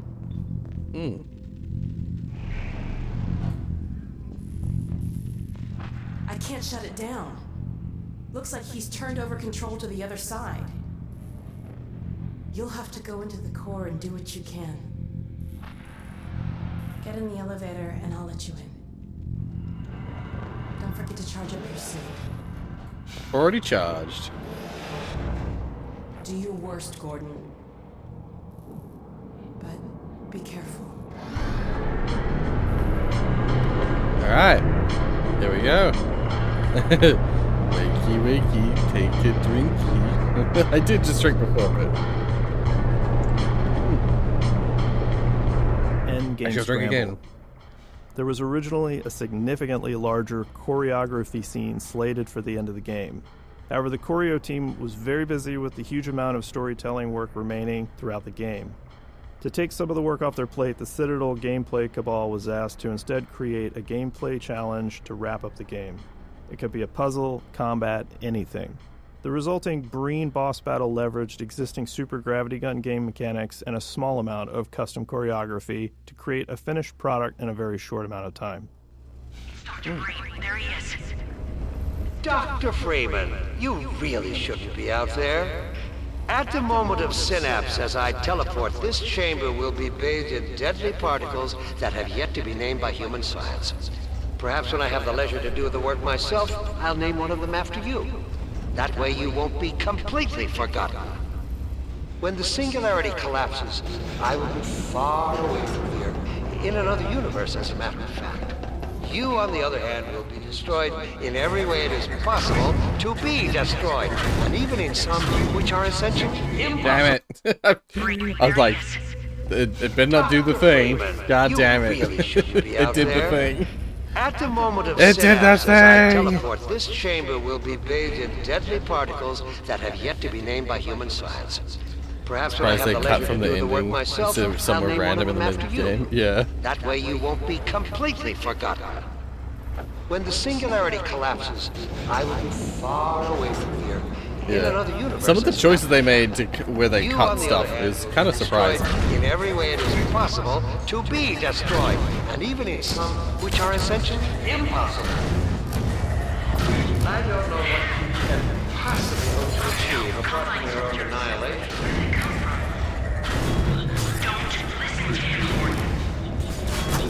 I warned you this was futile.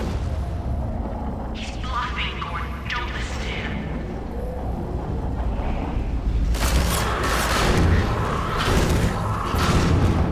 Damn it!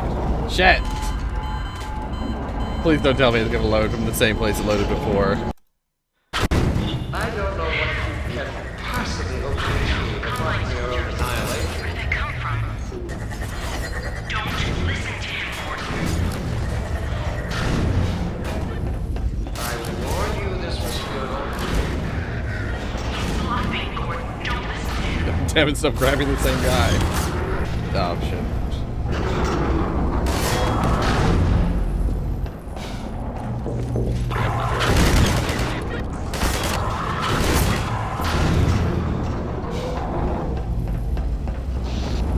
Great. Oh no, Breen started his ascent. Hurry, Gordon, before he escapes. Yes, yes. I somehow hit something up above before.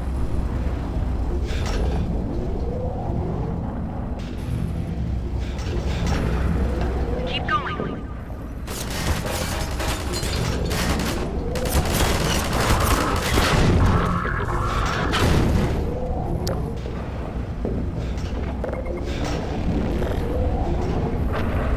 I could have told you that was pointless, Dr. Freeman. Go, Gordon.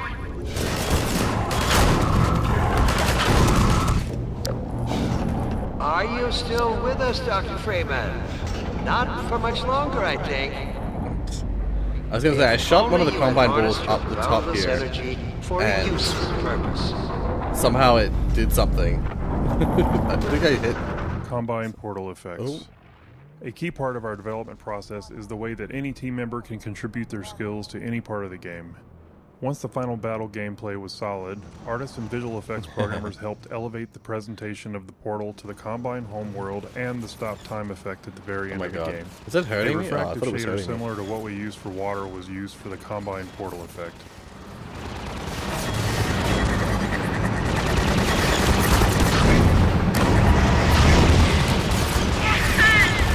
Go back, Freeman. You have no idea what you're doing. You don't know what you will unleash. You could bring down this whole citadel. Think, man. Think of the people below. Come on, come on. So I actually have to hit the fucking. Oh, there we go. There we go. You need me. Yeah! You did it! Come on, Gordon. We've got to get out of here. Maybe we still have... Famous last words. Maybe we still have time. Time, Dr. Freeman? Dr. Freeman? That's such a perfect line. Maybe we still have... Is it really that time again? It seems as if you only just arrived. You've done This a effect great is super deal cool. in a small time span. You've done so well, in fact, that I've received some interesting offers for your services. Ordinarily, I wouldn't contemplate them, but These are extraordinary times. Rather than offer you the illusion of free choice, I will take the liberty of choosing for you. If and when your time comes round again.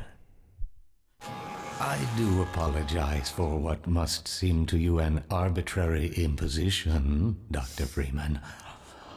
I trust it will all make sense to you in the course of...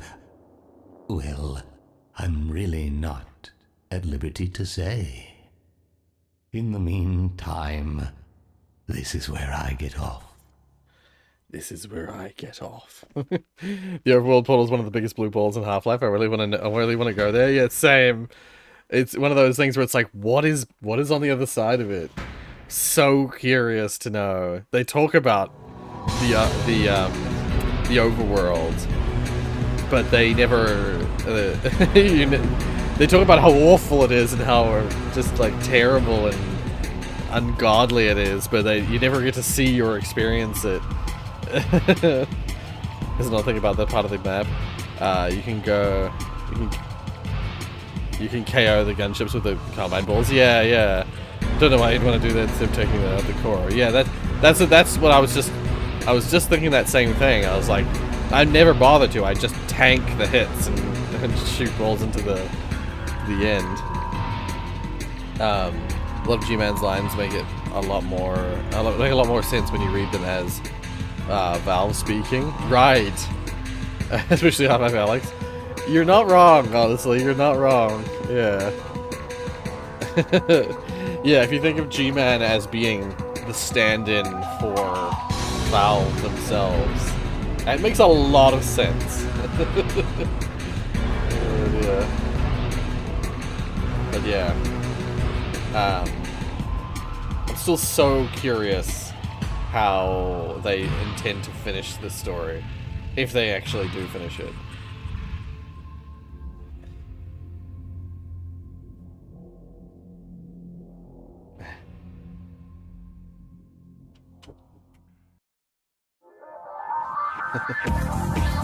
Yeah, actually, the other two characters that I think are really well done are Kleiner and Grigory. So, like Kleiner is so perfect, and then, but I feel like it comes easy. But also, Grigory is just fantastic. The use of their faces, that's right. It's great.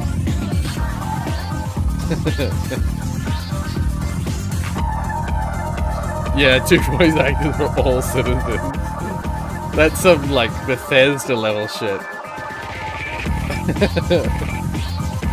Some Oblivion NPC shit.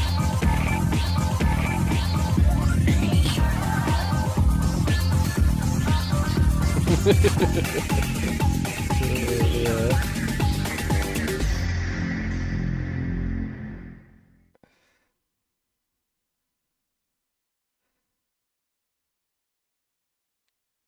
Lamar? There Lamar!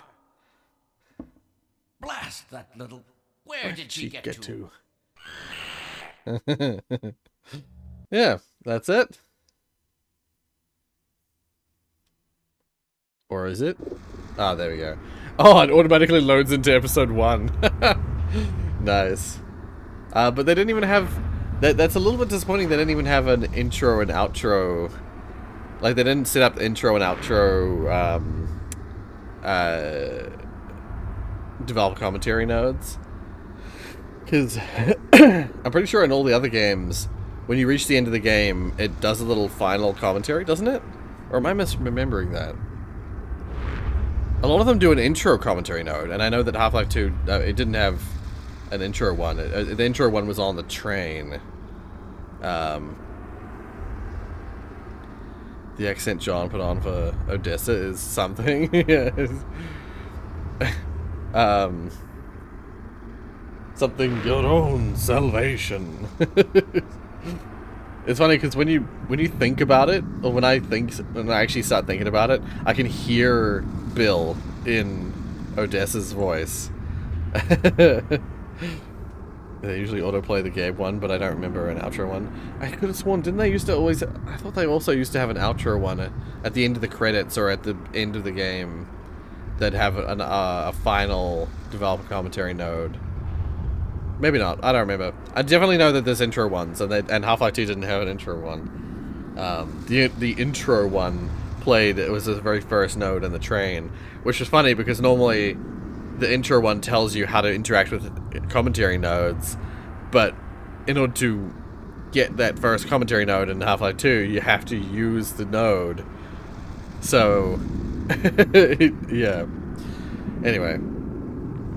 Remember Lost Coast had an outro commentary when you reached the helicopter boss fight? Right, okay. Huh.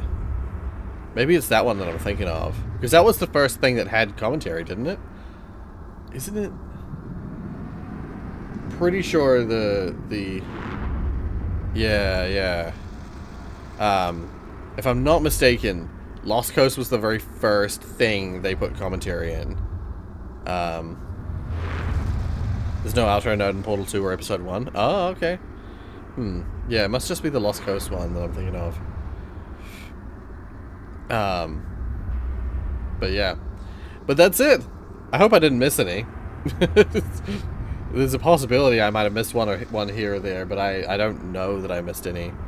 I could have a scan through a list or something. But, yeah, there's still some developer commentary stuff in other Valve games I haven't done on the channel yet, so that's still a possibility. What's next to streams? Yeah, it's gonna be some games and stuff that I've fallen behind on. I've mentioned a few last stream, but I can't think of what they are now. But there's a bunch of games that I wanted to play on the channel, but I just haven't had the time. There's tons of games that have come out. Things like Death Stranding 2 has come out, and I haven't got around to playing that. But I don't think I'll do it in streams. I don't see myself doing it in streams because, like, even when I did it in videos, I recorded super long and then just did, like, super brief editing and uploaded them. It's just that the game is so long that, yeah, I'm assuming Death Stranding 2 is pretty similar length to Death Stranding 1. It's such a long game that I just can't justify it for streams. Because even if I, like, did a 12-hour stream, that's only, like, a quarter of the game. Yeah. So, yeah, it's probably gonna be, like, one of the Five Nights at Freddy's games that's come out, or, what's another one? There's the, yeah, like, Night Rain is out now. I haven't got it yet, but Night Rain's another game that I have been meaning to play.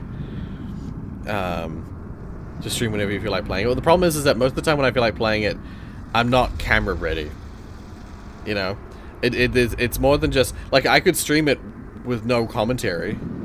I could do, like, no commentary streams, but then what's the point? If I'm not here, you know, if it's just gameplay and no me, I don't know that people would stick around for it. Because that's the thing, is that it's to do the streams or recordings and stuff like that requires a little bit more energy. There was a period, I will say, the Elden Ring playthrough stuff that I did that I haven't yet posted. From Radahn through to the end of the game of Elden Ring, I recorded all of it with the intention of just doing voiceover. I didn't record myself while playing it. That was fine.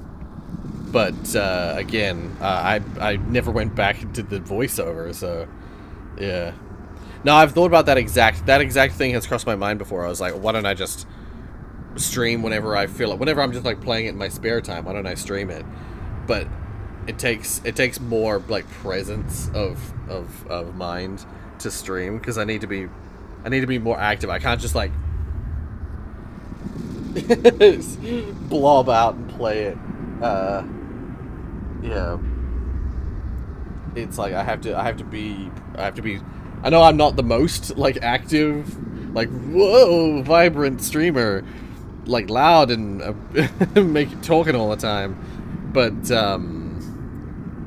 Yeah, I'd feel like I couldn't get away with just completely blowing out and saying nothing all stream. Yeah. So yeah, I know, we'll figure something out. I'll figure something out eventually. But, yeah, for now, that brings the Half-Life 2 developer commentary to the end. I also never got around to playing, like, Soulstorm. Hello Neighbor 2. Yeah, I haven't played Help Wanted 2 yet. I haven't played 5 Laps at Freddy's. I haven't got around to playing Chapter 3 and 4 of Deltarune.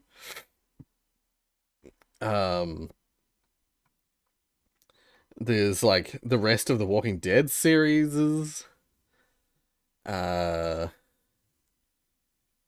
Yeah, there's the games like Night Rain and Death Stranding 2, and yeah, there's a lot. So I don't know. I'll figure something out. Happy birthday! It's not my birthday, or is it someone's birthday and I'm forgetting? I don't know whose birthday it is. But whatever the case, yeah, thank you. I will go eat something. It is now lunchtime. It was close enough to lunchtime. I am hungry.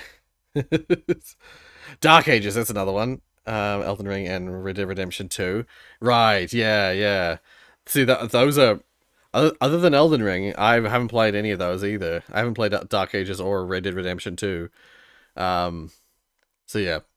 They're both on my list. Yeah. But yeah, anyway. Thank you guys so much for joining me.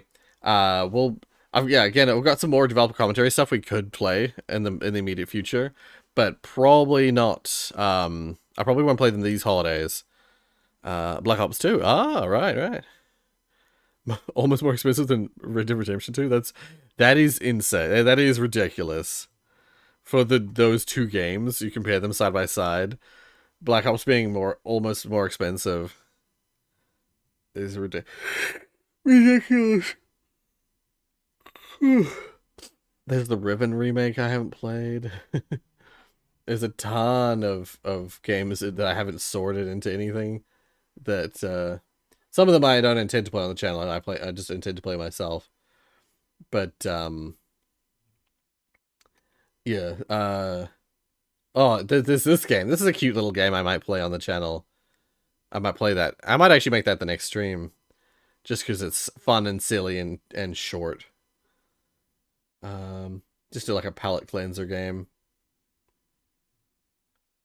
But yeah, I'll figure something out. Oh, this as well. I really want to play this. I thought about playing this in my own time, but I also am like, oh, this is could be a cute game for the channel. Yeah. Anyway, yeah. Thank you guys so much for joining me. Until the next stream and until the next developer commentary, I'll catch you around. See you guys. Thanks for joining me. Bye.